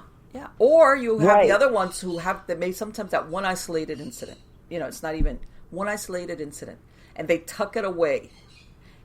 And maybe when they get older, or depending on who's listening to them, they'll tell you the story, and you're looking at them like, and you've been such a hardcore, none of this really exists, and they have a legitimate paranormal event that they witnessed or experienced firsthand, but somehow or other it was like, if I put that away and I just, to anybody that will listen to me, I denounce that all this is, crap, the overactive imaginations, yeah, because it's like, I'm not, if I keep it there in the dark and I never talk about it or admit it, it'll just be there. Right. Yeah. And it just, and again, I think we all, to some degree, maybe it goes back to the comment. I mean, they all need to choose are crazy, and they just chosen that be one of theirs. Yeah. I mean, it's like all choices that we make. I don't want to deal with this. Right. People just get very stuck in their, and that's the other thing, very stuck in their belief systems without any proof, which, again, that's up to the individual. They could do whatever they want to. That's not a judgment on that. However, if you're going to call yourself an investigator, then you better be really investigating. Yes. Meaning that it's not just because even now, if I try to present something as evidence, as proof, and as a peer review, which is what science is about. It's not that everybody's doing it the same way or all believes the same thing, but it's always peer reviewed for opinions and so on. Right. That if you're going to do something and it's not enough for the person I'm presenting it to, they still question and go, well, this really isn't. It doesn't sell me on this idea. I'm still not buying it. It doesn't mean that what happened didn't happen. Right, of course. Or it's not real. It just means I, as the investigator, need to find a better way to capture and present this evidence in such a way that becomes less arguable. Right. But this is the thing, though, Mary. When you're talking, let's say, something in the paranormal field, and what you're describing, let's say, something that's peer review. And, of course, we're all human beings. Okay? As much as you want to say your peers are going to be unbiased, and maybe they're only looking at methodology, okay, whether it's quantitative or qualitative or whatever, you're thinking they're going to review this based strictly on, what controls, what methodology, how did she come up with her conclusion, hypothesis, whatever it is that you're presenting. But I think that always you have to be a little bit careful, because you're going to always have maybe one of those peers that supposedly is looking at this from an unbiased point of view is not truly deep down inside unbiased, because maybe of their own personal experiences, or they grew up being told, where they somehow they find fault with it. And, and maybe what you did present as far as whatever you collected is like, okay, how could you not, depending of, and I mean, that's why I'm saying peer reviews are good, but I find that sometimes it also depends on who's reviewing it. And like, almost like when they pick juries that you're supposedly have no, that you can look at, the what's going to go on and not have any type of bias one way or the other. Sometimes I think that you could come across that with people or that you're challenging something. Let's go in the scientific field that goes against what's been the long-standing belief or rules. How's that? This is the way it was, and you're challenging it. And that makes us uncomfortable because we've believed this for the last 40 years. Yeah, and you know what? And I get that. That's hard. It's hard because most of us are not in a position to. I'm sorry. We're sitting here during the middle of the call, and somebody just came here, and I was like, "Oh my gosh!" Caught me off guard. I forgot what I was going to say. Well, no, you know what? When we were talking about that, we were talking about it, and I guess my point was that when it comes to something paranormal, you have to be really careful, because you might get that extra unbiased person. If maybe some other subject you wouldn't, But because of the subject Yeah. matter in and of itself, you have to be really careful that the person that's looking it over, trying to give an assessment or constructive criticism or whatever. Yeah. Well, and that's the key. It's the constructive criticism. I think a lot of people lack the finesse for that because we're not in jobs. We're not scientists where we're doing, generally doing peer review. It's also really, really hard to accept criticism, constructive or not. Yes. And so a lot of this is like, you can get the person who's like, well, I took this photo and I'm sure that it's not orbs, that, these orbs are the spirits of my family, that were there. Right. You can tell them anything you want to tell them. They're not going to hear you. They want to believe what they want to believe.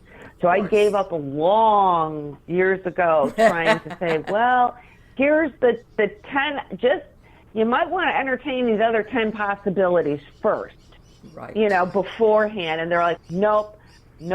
I've had an expert look at it. Okay, who's the expert? Bob, the steel worker? Or are we talking about... Exactly.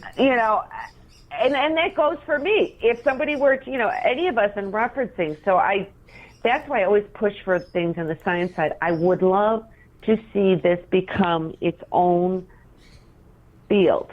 Yes. I've worked with the colleges, and I know I've heard, even actually just recently saw some conversations about accreditation and stuff, because there's some ridiculous things going on with people getting, I'm certified paranormal investigator. There's nobody that can certify you at this point. Of course. Because I've had this discussion with the college of how can we design a program that can be accredited through a college institution. It's really difficult. It's hard to appease the world of academia, so to say.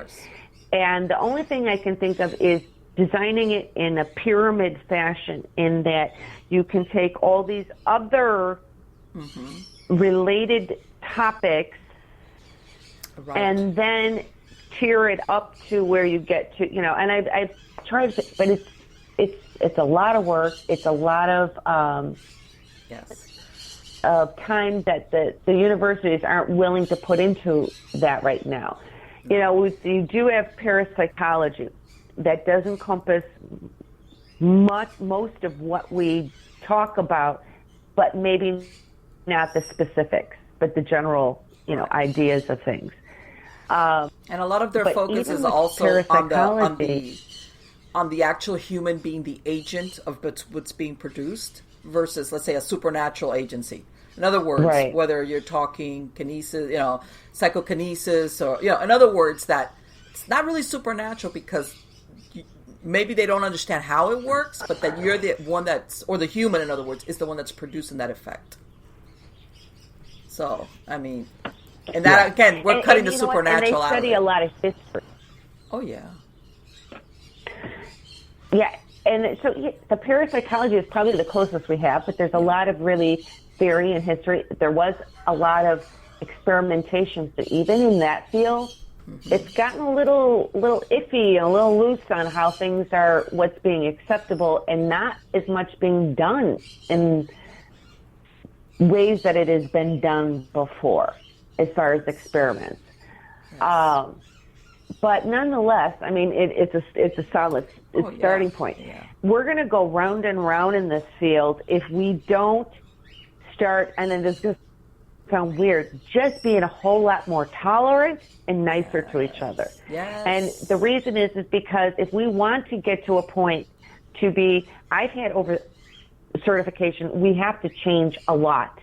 Yes. And over the years, I've had 3 different organizations or people approach me that wanted me to either be involved or just to advise them or whatever the situation was in starting basically a internet website of serious scientific study with peer review. Okay. And my answer to them, which is, rather blunt and not what they want to hear, and I, of course, will go into a very lengthy explanation if asked, but it's not going to work. And they just think like I'm being negative. And I'm like, no, and here's why. Because I've learned the different factors of people, what the issues are, which they may have with it or not have with it. We're not quite ready. So again, here's what could happen. You have we can still be the investigators and researchers on the front line. Yes. But I think we need to report it up the ranks to hopefully someday scientists to now pick it apart, whether that's in the field of theoretical physics, yes, or if we're talking about, neurology, talking about the brain and consciousness, for them to weigh in and design and test things in a way that is acceptable to the general populace. Right. It's such a difficult thing. Oh, yeah. But so the thing is that you go, you have 8 people on your team and you go into a location and you walk out and you go, well, that, whatever the event that happened. And you say, well, that was strange. That just is impossible to happen. I don't know how that could. Do you? And all 8 people don't know. Mm-hmm. That's still not good enough. Right. Just because I don't have the answer or know and you don't, doesn't mean that there still isn't one. At least a reasonable possibility even. Yes. So we have to go outside of ourselves to find the answers. At that point, if you really cannot, I had a case once that involved a location that was a combination of things. One, they started holding demonic, satanic rituals in order to drum up activity for business. Oh boy. Furthermore, the caretakers who were there were lying about some stories. They had all kinds of newspaper clippings, census records of who was there and what location it's at. But the one big story this location had involved this girl and a fire. Okay. They didn't happen to have anything on her. But there was this old lady across the street who was like 100. She died, though. She remembers this girl. And then proceeded to go on and talk about how she died in this fire. It was impossible because they had clearly said, no, the layout had not changed. So therefore, that means I don't understand how she got trapped in the first place because we're talking about an open archway here. But okay, you just got done telling me there were no pocket doors. There was this is how it looked. But now you're telling me this other side door was the actual one that was in the fire. I'm not a fire expert, but I looked at it and said, what I do know about the nature of fire, it cannot happen the way they said it happened. Yes. So what I did is I went to a fire department and talked to a fire chief, laid out the scenario for him and said, is it possible that in any possible way, the fire could move like this or do this? He's like, no. Okay. Exactly. How many people go outside of themselves for those answers? Well, so that's where I just think that we need to push that fits the narrative of what, and nowadays, and I'm going to say everybody with their modern sensibilities, when they say, because this person died in the house, and I tell everybody, remember, maybe up to 100 years ago, give or take, depending what area of the country, people would have their children at home and die at home. This was normal, okay? It wasn't like where a lot of people pass away at hospitals, medical facilities. This was common where people would die at home. And just because somebody died in their house doesn't mean that they're haunting it. This is not, because everybody sees it as in the person died. So absolutely it's haunted and they're the ones doing it. And it's like, no, it was common at some point for people to especially if they had some type of illness, like a lingering illness, to actually die at home. And you had doctors that would visit you at home. You had, it wasn't like before you had to go to see the doctor. Doctors would come and check on you, and you would die. And it wasn't, how can I say, morbid? That's the word I'm looking for. And of course, depending also if you were talking a smaller area where, they would even have wakes, depending if there was, more rural, and they really didn't have per se like we have now funeral homes where you have. I said, there's, you can't jump to that conclusion that just because this person died or persons died, that makes it either haunted or that it was haunted by that specific person. That's not always the conclusion you have to reach. Let's say if you're doing research, or like you said, well, the history on this place is whatever, which sometimes when you do the research, you find out that that's not exactly accurate, to put it nicely. Yeah. And by the way, I do just want to say right now, in case there is someone out there named Bob who's a steel worker don't another person. Oh my God! Just pull that name out of nowhere and occupation. Yeah, I don't know you, and I'm sure you're a great investigator. I'm not talking about you. I'm like, wouldn't it be horrible if somebody was yes? Now you get, and they're like, you get hey. somebody. Hey, exactly. Yeah, I'm positive there's lots of Bob's and Steel workers out there. By the way, so.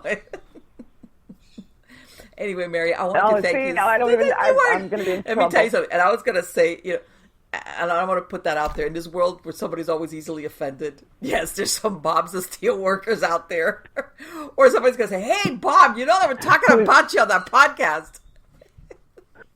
What do you mean? Yeah, exactly. Like, I don't know any Bobs that are steel workers and investigators. Just made that up. Yeah, pull that name out. That was like just a coincidence. Don't take it personal.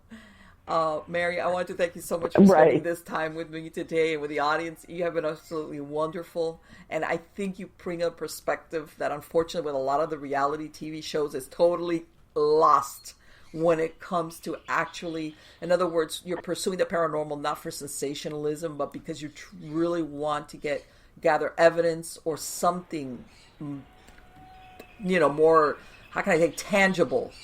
That's sometimes unfortunately sorely lacking when it comes to getting that,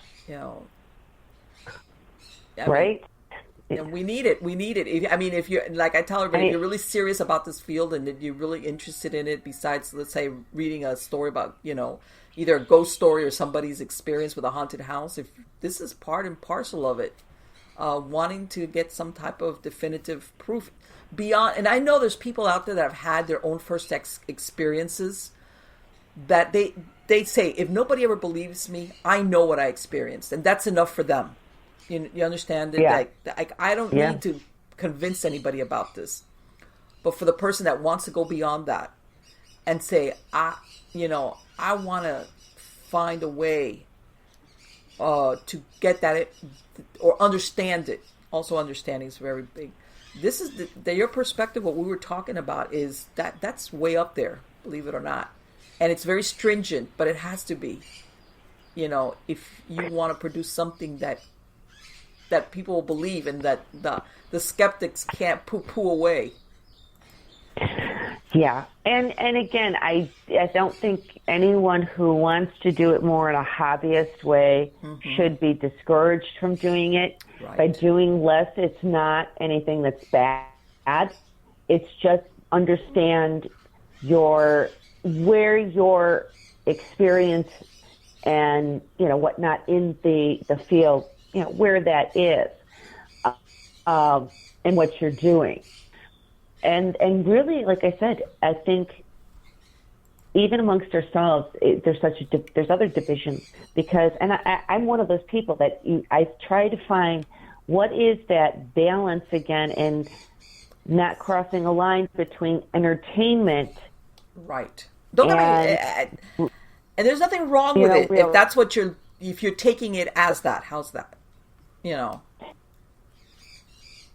Right, because I don't think because I'm guilty of that myself. I've hosted an event, with the person host that they brought in, and even with this one place, they like it when you dress up. It seems like that helps stir up. So it's kind of, I want to say, costumey.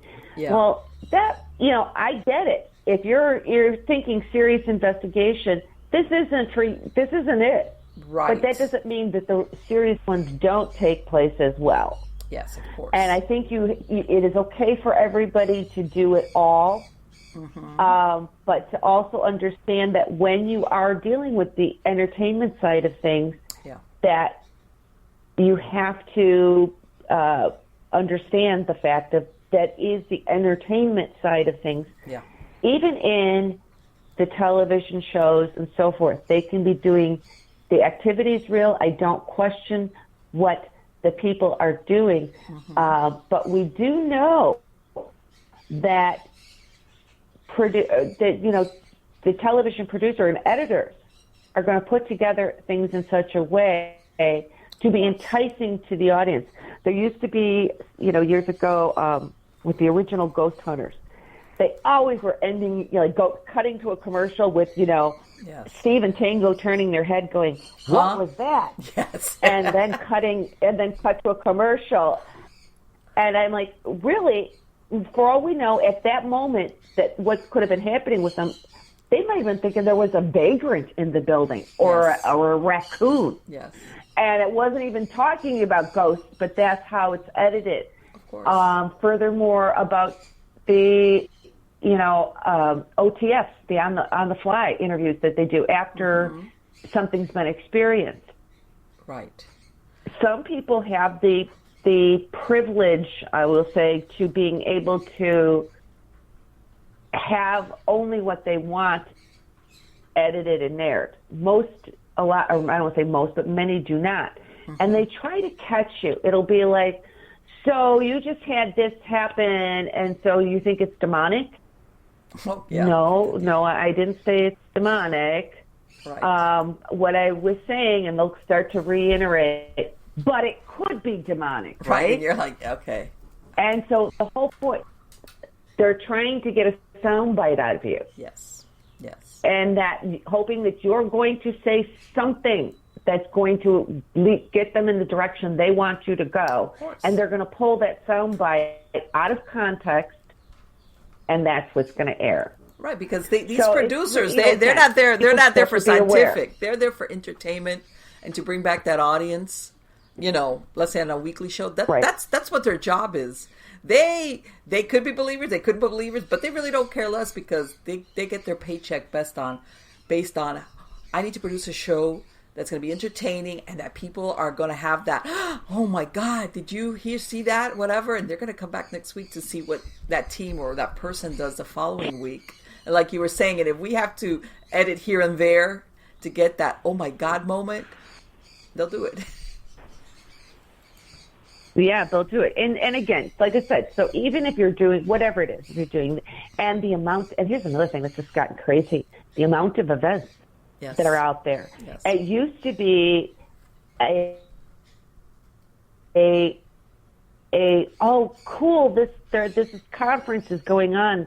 I can get to it and maybe learn some things, see some para-celebs, whatever your reasoning was. Yes. And then you had a small amount of events. Well, now, any given weekend across this country, there's probably 50 different events going on. Yes. You can just wait and go to the next one or the next one or the whatever. It's getting quite flooded, if you will. Yes. And so it's a shame because there's a lot of goofy people who maybe shouldn't be doing it. And I don't know, maybe I'm one of them for all that matter, but then you have people who it just becomes an entertainment, right. and I just don't want people to lose that passion for wanting to do it to learn. Right. Yes. Because to just learn and understand and further us along as a collective group. Well, no, the thing is that the part of this type of entertainment, it's inevitable. It's tied into sensationalism. You can't get away from it. This is not a drama series, drama type of entertainment. This is sensationalism is part of it. That's part of the draw. And that's why I think that in the pursuit of sensationalism, you lose the kind of the reality or the let's fudge a little bit on the facts on this. Or let's not investigate because, like you said, the stories are that, this lady burned to death and of course, not that's not even accurate. It's like out and out. But hey, that story's been going round and round. We're going to go with that because that sounds great. That sounds really scary. Yeah, the ghost of the lady that burned in the house. And as far as the shows, I mean, the last one I went to, I think, was Scarefest back in 2017, which was up in Lexington, Kentucky, and that was great. But yeah, I get, God, continuously, I get a lot of different notifications, emails of all these different events taking place. And you're absolutely right. There's the big, big giant like Scarefest, well known, that have been around for a lot of years. But then you get a lot of events that you're like, who's having that? Where? What is that? Yeah, I know exactly what you mean. And again, here's the thing: is it bad in itself? No. If there is some of that money, it doesn't have to be even all of it, but at least some of it is going back into maybe the historical preservation of a location or something like that. That's a different situation. Yes.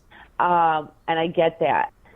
But just I guess it's just to know that there is a difference. If I am running and leading a public investigation for some event, that investigation is very different than if I'm doing my own private one. Yes. And that's for a purpose.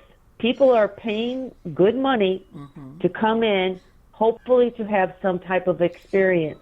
My job as the guest host is to provide that. Yes. Is to help provide it. Doesn't mean you're faking anything or anything like that. It's just totally to get them involved in order. Yeah, and just in order to get people, group actively involved, things have to be done differently, and that difference then disqualifies it as anything that could be solid evidence because of contamination. Absolutely. There's no getting away from it. I've come out myself where I've thought I've gotten a couple EVPs during a public investigation that, I was hosting, and I have to discount it. Yeah. Because I don't know. It could have been anybody. And I just, we think we're going to remember everything. We don't.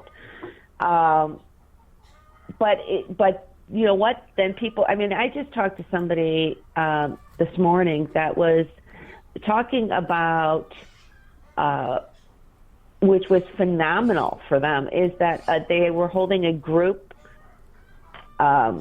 event, and they always do, like, I want to say they call it investigation, but basically trying to contact the different spirits there. And a group of people visually with their own eyes saw something twice move around, like significantly. Okay. That's phenomenal. That rarely happens. Wow. But that's super cool. And I think it's phenomenal that they had that experience. Unfortunately, there were no cameras on it at the time. So that happened to be not caught. But, again, people are going to have true and real experiences. Oh, yeah. It's just that it doesn't constitute a proper investigation. There's just a difference. Well, for example, I interviewed this gentleman. His name is Alan Pacheco, and he's been running tours out of Santa Fe for over 30 years. So, and he encourages people, hey, if you ever, he's got, it's, even though it's a ghost tour, he does the history, because of course he's very well versed in it. When you do something, and he's a native, his whole family, as a matter of fact, is from Santa Fe. And when, you tell people, send me photographs or tell me stories. And he was telling me he's had a lot of people that have done the tours, which have come up with extraordinary photographs or firsthand experiences. And all they were doing was going along with the tour. Now, why that one person standing next to the other one has that experience, who knows? But like he says, after so many years of doing this and getting photographs and his, people following up with him and telling him, hey, you know what? I captured this, whether it's an EVP, depending on what they were doing, or a photograph, or, even filming, because nowadays people do that too. It's like some of the stuff that they've captured is very compelling. It's just that, like you said. I agree with you on that. A lot of times your participants because I think it's a statistical thing too. Yes. Is that if you have the more people you have coming through and the more people snapping photos and whatnot, instead of just doing it one night or 2 nights or 3 nights in a row, but over a course of a year, how many hundreds or thousands of people you've had come through there exactly that are doing it. It ups the chances of capturing whatever the phenomena is when it is occurring. Yes. Yeah, I mean, so I think it's true. Some of the best evidence I think that has been presented by someone just participating. Yeah, incidentally. The problem with it is, though, of course, yeah, it's like, yeah, you don't know what they were using when they captured it. You know, what were the circumstances, and that's where the problem lies. Absolutely, of course, but at the same time, but they, of course, it, like you said, because of the circumstances, it leaves the door for the skeptic to go, oh no, that was the whatever, you know, the lighting, the lack of it, whatever, you know, no, that's not really that's not proof in that. But yeah, it's I think it's a very interesting field, in even when you put in the parameters of, you know, within, you know, scientifically what's provable, which, you know, we just haven't gotten there yet. I think it's just a matter of time, though. I think eventually, before we get there. Yeah, I mean, you know what? Here's the thing, and I think the big thing is that more and more of your average person, meaning somebody who's not in the field per se, it's just becoming a very more casual, common conversation to talk about all these things, which didn't used to happen. That in itself is huge in pushing us forward. Exactly. Because people are accepting it. Yes. You know, one of the things that early on that I had learned, and I actually learned this from a cultural anthropologist at the college where I started the Paranormal Studies program, is there are 2 things throughout written history, and actually preceding it, actually, because some of that lore is then turned into, you know, written word later, is that there's only 2 things throughout history and throughout every culture on this planet: music and ghosts. That says volumes right there. Yeah, that, you're right. That is something that is just common. So I think it's really good that we're able to have these conversations now. More people are open to it. Mm-hmm.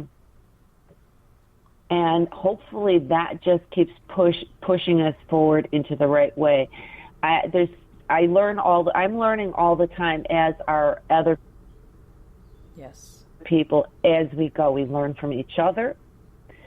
Maybe it's a new theory, a new technique, a new piece of equipment, whatever it is, you know, and that's how we move forward. Yeah. And one of the reasons in studying and starting teaching the paranormal studies, from what I do, because I never started it like a lot of these events will have, you know, teams, and this is, you know, Paranormal 101. Mm-hmm. This is what we do, and here's the piece of equipment and how it works. I wanted to encompass everything from science to technology, to spirituality, to culture, to history, all of those, in putting it into trying to get a bigger, clear picture of the paranormal. Yes. And what we maybe need to do and where we need to go with it. Absolutely. Because each one has its own value. Oh yeah, of course. It's just like in other words, it's the paranormal is just not that orb that people like before was like, I caught an orb. It's like, okay, whatever. But yes, it's and then of course it begs the question, which I think is sometimes why a lot of people lean one way or the other or not at all, is the thing is what becomes of us after our physical bodies die. And that, I think, scares also a lot of people, like does, okay, then can you get stuck? Do you go to heaven, hell? I mean, then it just goes off into what I call the never, never, because a lot of people is like, once you accept the existence of the paranormal or ghosts or, visitations from people that have passed on, then what does that say about what happens to, like you said, the spiritual aspect of your belief system? So yeah, that could go off, like, for a lot of people in a lot of different directions. Mm-hmm. Absolutely. And again, there's things that you can think, and I will say a lot of them, again, is that going back to wanting to educate really comes from, here's the, 101 ways I did this wrong. I'm going to save you this so we can start out at a further point along. Exactly. And it's not because you're saying you're, necessarily some type of, expert, but there is something to be said with experience and knowledge. Yes. Because in this field, too, that's always an issue, right? If you were on social media to throw out the word expert, you will have, 100 people jump down your throat. Right, yeah. There are no such thing as an expert. I said, okay, you told that to your doctor the next time you go for surgery. Well, because again, we'll get Bob the steel worker to take your gallbladder out because apparently poor Bob. Your doctor is not poor Bob, right? Your doctor is not experienced nor educated. You know what happens though?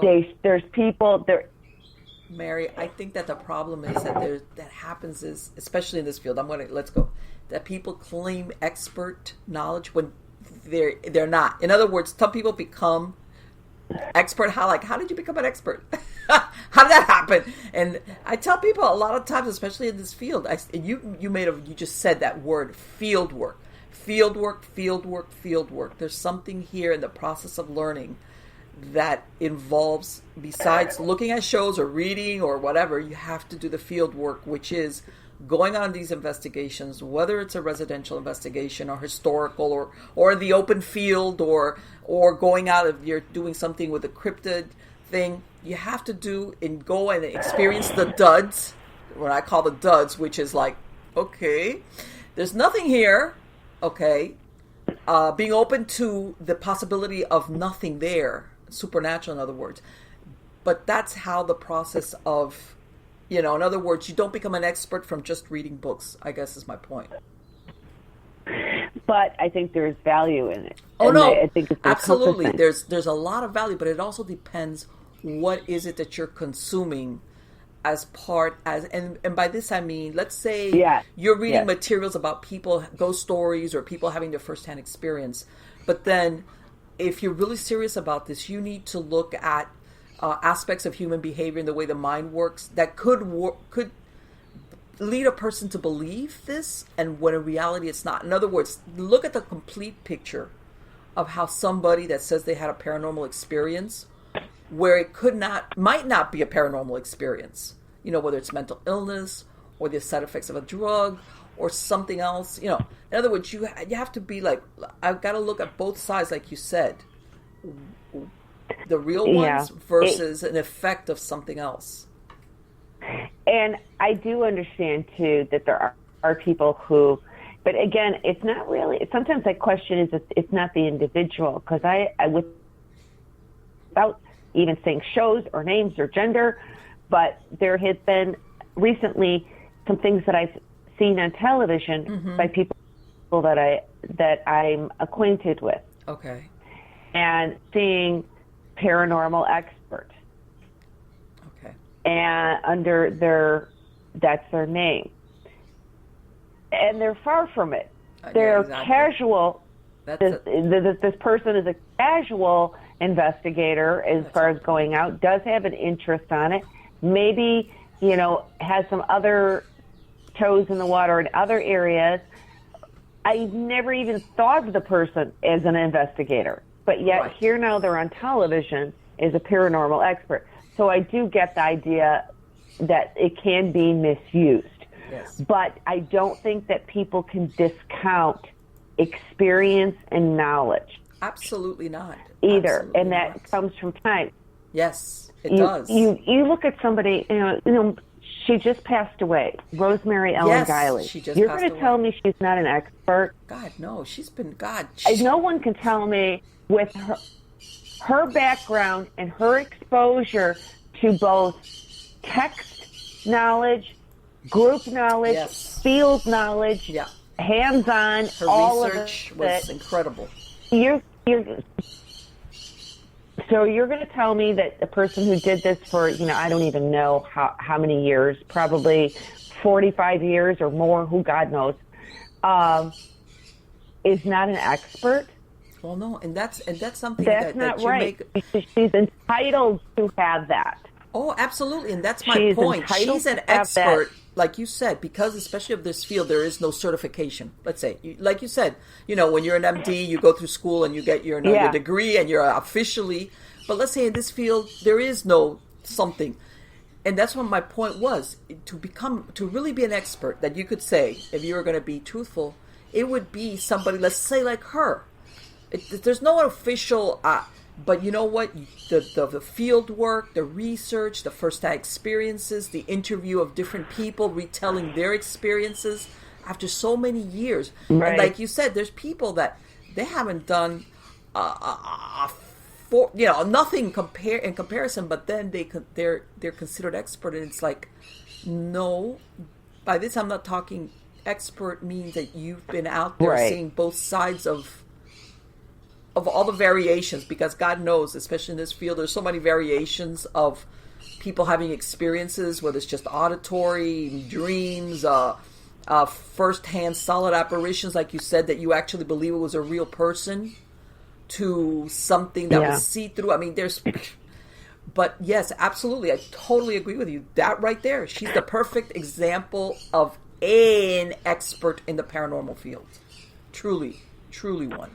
And yet people will say no one's an expert because you don't know everything. That's baloney. That sentence in itself is baloney. And Wow. I call that one out. Why? Because if people are having, if they're like, no one, if they don't know everything, we could apply that to every single field we have in science. Oh, sure, of course. No one knows why is it called theoretical physics? Because it's theoretical. Mm-hmm. Yep. Or even if you go to a physician, yes, they don't know everything. There are things that we don't understand how our brains work. Anybody, yes. but you can't tell me that there are certain people who have the knowledge and experience that at least where we are standing at this point in our knowledge aren't expert on Right. that. So I think that we kind of all, including, and I always include myself in this, need to get over ourselves. Yes, exactly. And realize exactly. I mean, yes, exactly. In this field, especially, for all we know, there's a lot we don't know. But that doesn't. But I guess what I'm saying is, especially in this field, there is no shortcut. Also, you understand what? And that was my point. You can't read 5 books and then say I'm an expert, and it's like not really, because I agree. I agree. There's more to it than this, especially than reading some books like the field work. And I'm not talking about the person that's a legend tripper. I'm not talking about the person that wants to go to some tours. That's great. If that's what your interest is, great. But if you're one of these people that says, "Hey, I want to be a paranormal researcher," okay, then you know what? You're going to have to be prepared to sometimes go on boring things or things that are not, and read and field work and interview, and before you know it, years go by, and then you start sometimes hearing things that you're never going to find in a book. Right. And again, it is, I think, and that is taking into account that all of it, the field experience, along with any type of other type of research you may be doing and interviewing and so on, that there are certain people that, because if we if we hold on to the notion of there are no experts, they're absolutely right. There never will be, because we are never going to know it all. We are never going to be able to accomplish a true university accredited certification, because we're kind of, in a sense, slicing our own throat, or something here by saying that. I think we do need to acknowledge that we are at different levels of experience and education, and embrace that, and be okay. I'm okay to say, well, on the air in this radio show, I don't know it all. I don't have all the answers. Right. And that's okay, because that is really how we learn. Of course. That's how we learn. Exactly. And as a matter of fact, in most fields of, I'm going to go with science, that's usually when they make advances, is when they leave the door open for accepting either new evidence or changes to preconceived ideas or, conclusions.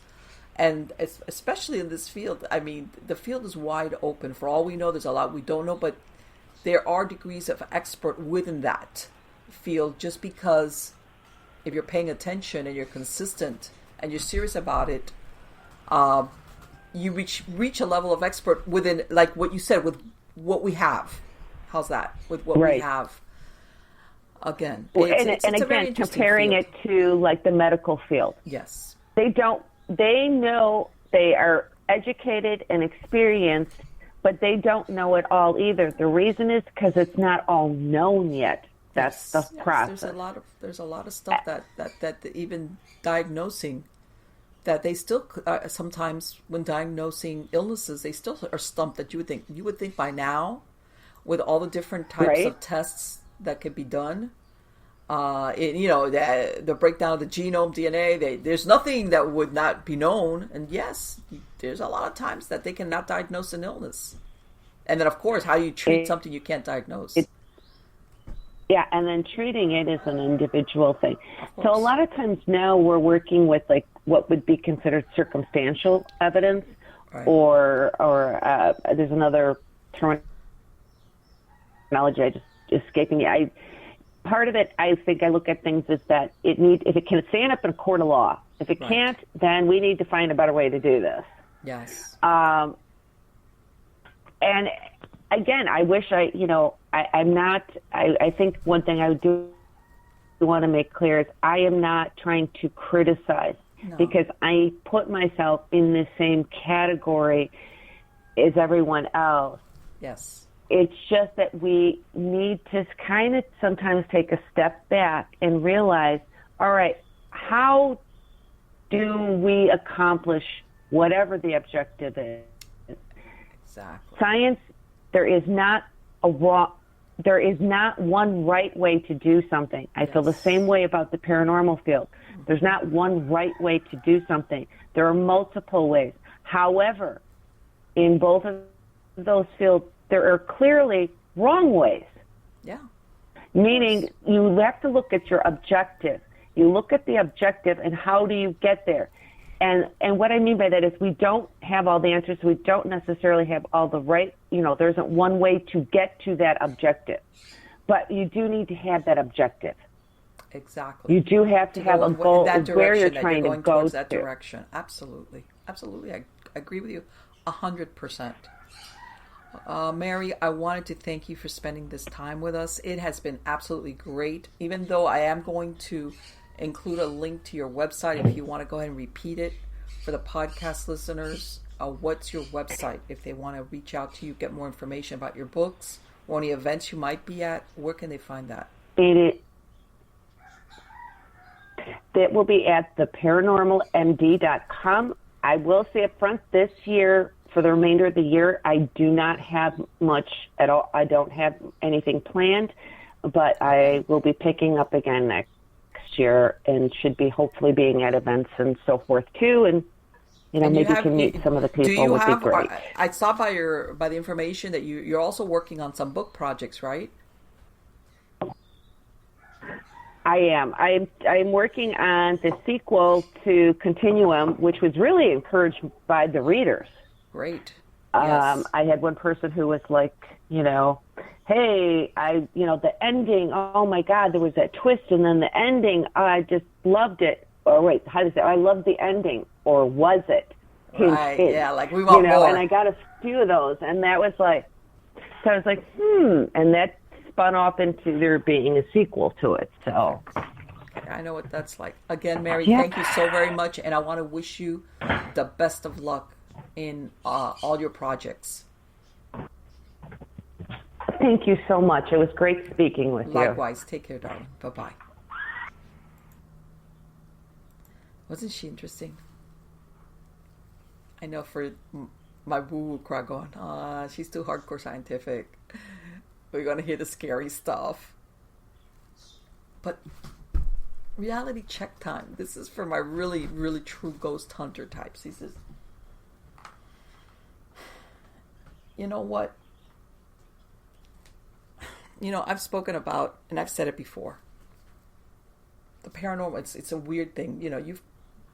You're always going to have those of us which, there's the people that are legend trippers or that want to go on a tour and they want to hear the ghost story or go to that haunted event and maybe capture something and it's really interesting, but that's as far as they want to go with it. And that's fine. That's fine, In other words, I don't want to hear about science. If I get a picture, great, or if I film or a VP, wow.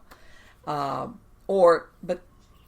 if that story that they tell me about this haunted hotel that we're going to is not entirely accurate, okay. Then you get into paranormal researchers or investigators, which are more into the sensationalism. Okay, almost in a way, they're like the producers of some of these reality shows, which they want to stir up and get this controversial or something and proof, and sometimes they're disappointed and I'm sure there's people that are listening to this which are or seeing this that are gonna say, they capture a photograph of this thing at the window and you look at it and you're like, oh, that could be something, but it could be the curtain, and no, it's the lady in the curtain, on the window, and it's like, or did that EVP that's going that said, get out of here, and you're like, man, it sounds like to me. In other words, they're there for the wow factor, and whether it's for themselves or for their group, because they want to say, man, I ran across the haunted place and of course we go the ones that go to the extreme of the demonic or the non-human and all that other stuff. But I'm going to come back to we come back down here to the hardcore investigators or psychic researchers.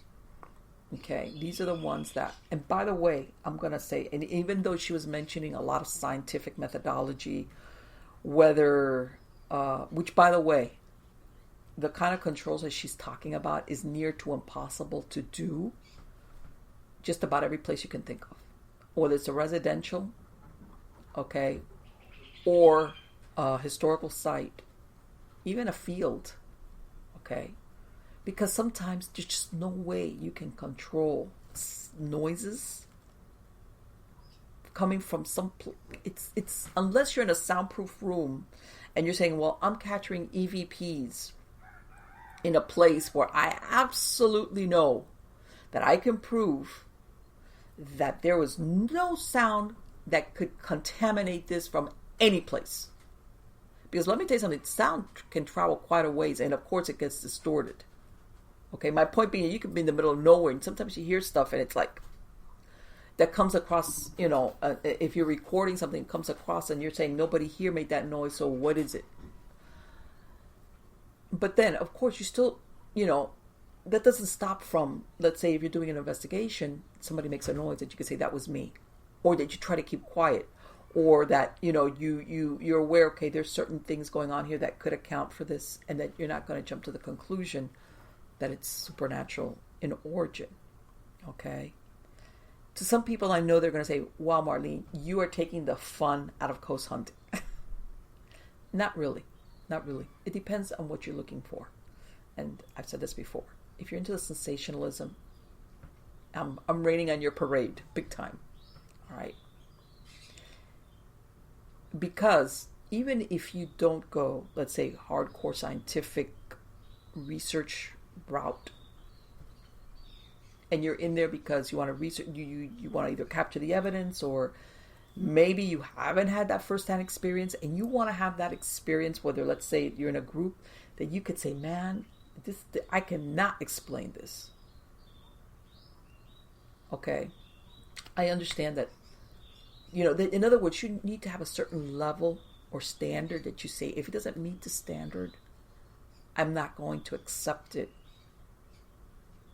as being absolutely, no questions asked, supernatural or paranormal in origin.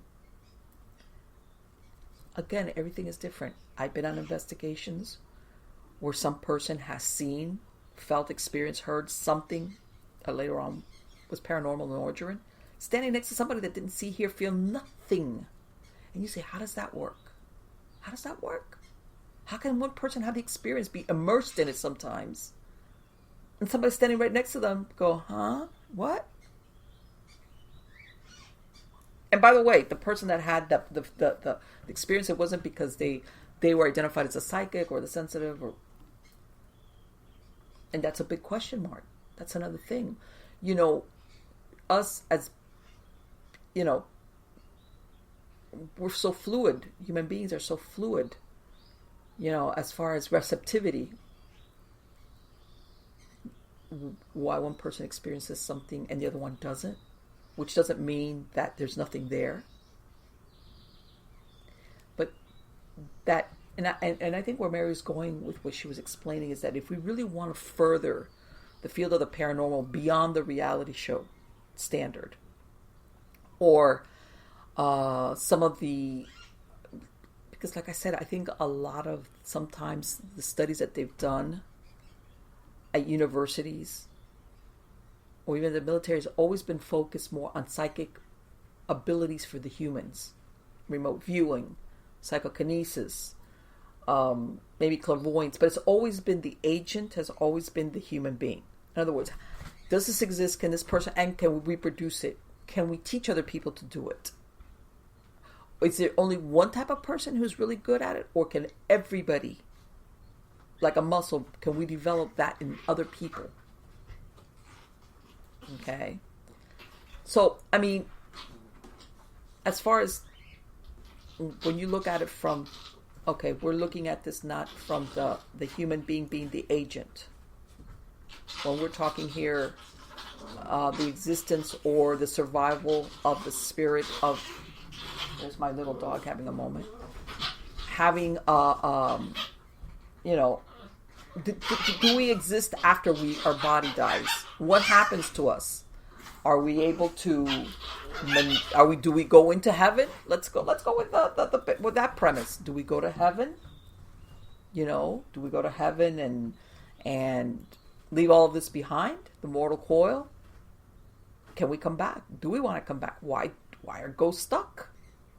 How does that happen? Wow, that's kind of scary, huh? How much of a choice do we have with what happens to our consciousness, our spirit, our soul after we die? And or how much is this part of what we were talking about, what we're discovering now through the study of physics, as far as multiverses, different realities? Does this explain other things? Is it just because our five senses can't see it doesn't mean it doesn't exist? We just can't perceive it? Maybe for good reason, by the way. Maybe some of these dimensions or universes cannot coexist with us in our reality.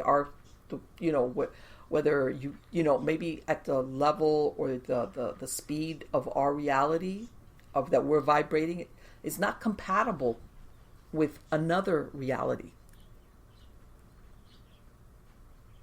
Or and I'm sure some of you have seen that movie, The Mist, where the military opens a portal and you get these creatures which come over into our dimension, and of course we get savaged by them. And in other words, my point being that maybe sometimes the barriers or the shields that are up between these dimensions and others other universes, other dimensions. I'm going to use that alternatively because I'm not really sure. There's good reason why. Because just like Jurassic Park, like that these big, huge dinosaurs and humans never coexisted because we would have gotten stomped out of existence. Well, maybe it's the same thing. Maybe there is good reason why, if they do exist, there's a shield between our dimension and that one. And and every once in a while something sneaks through. Whether it's a cryptid or an extraterrestrial or, in other words, so much of it is fluid and unknown. But then at the same time, if you want to move forward in the study of the paranormal, you must have at some point some type of legitimate scientific model that you're working towards. Which, by the way, like I said, is really hard to do because usually on a model, you need to be able to control a lot of things, especially if you're trying to come up with this conclusion. In other words, I can reproduce this. It's really hard when you look at it. Because, like I said, we're not talking here, hey, I want to see if you're psychic and we're going to show up these flashcards, or I want you to see if you can remote. We're talking here, you're trying to reproduce or have something manifest. Let's say a ghost. Let's go with a ghost thing. That we really don't even know how it operates. Is this an imprint? Is it residual? Is it sentient and then as an intelligent? Is that spirit able to engage or disengage and say, I'm not, is it a question of being at the right place at the right time? There's so many variables to prove it scientifically, but I agree with her. That doesn't mean we should stop. It doesn't mean we should stop because sometimes when you least expect it, something is going to happen. And I say, for all those, I'm going to use Bigfoot. For all those people that are running around trying to find Bigfoot, evidence of Bigfoot, when you least expect it, somebody on a camping trip is going to find the Bigfoot or the body of the Bigfoot or some evidence of the Bigfoot. Like when I say evidence, I'm going to go with a body, alive, dead, semi-dead, a little baby Bigfoot, and they're going to come out and go, "Oh, we went camping and look what we found." Everybody's going to be like, "What?" I mean, because that's the way science sometimes works.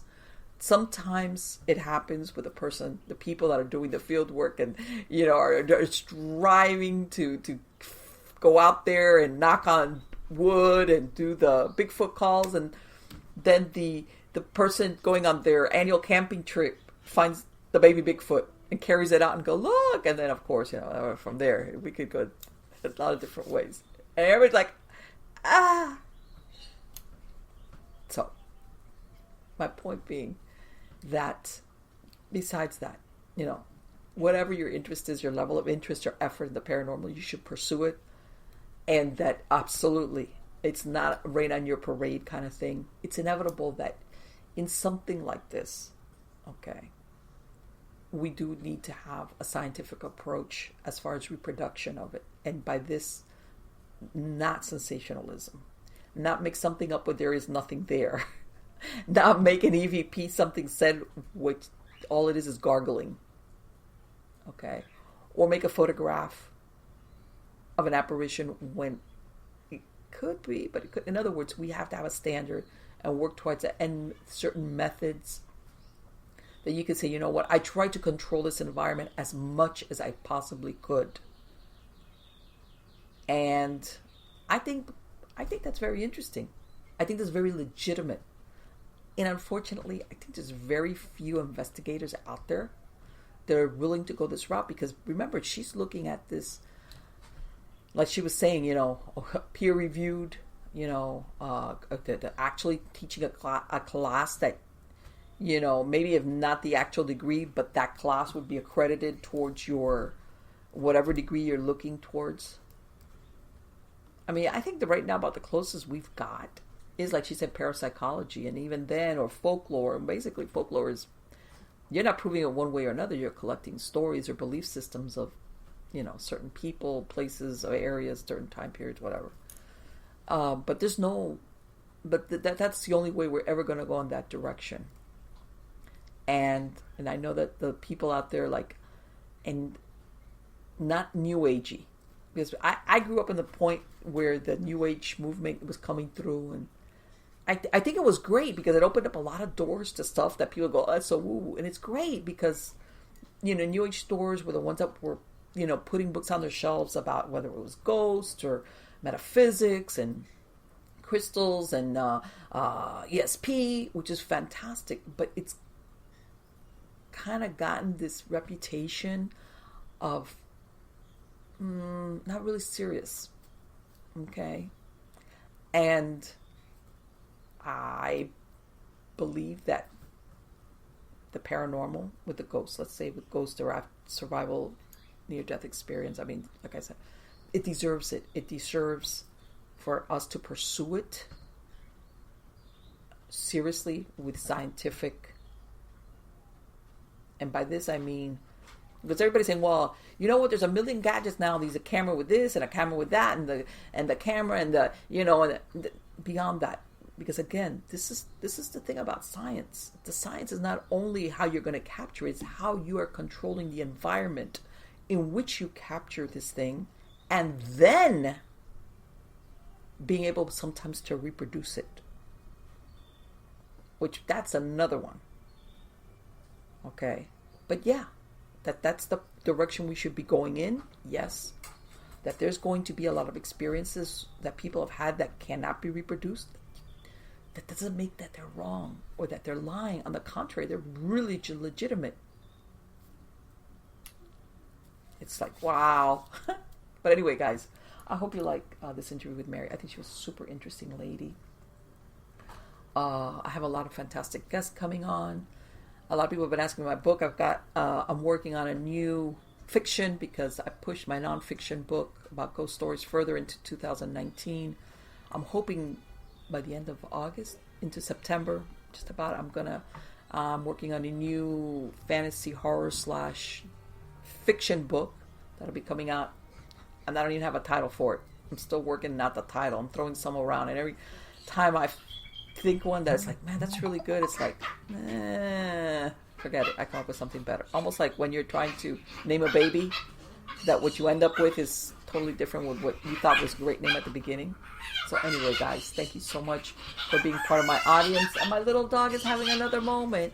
That's my little old girl that they're picking on her, my puppies. She's having her little moment there. But anyway, guys, take care. I will see you next time. You are all wonderful.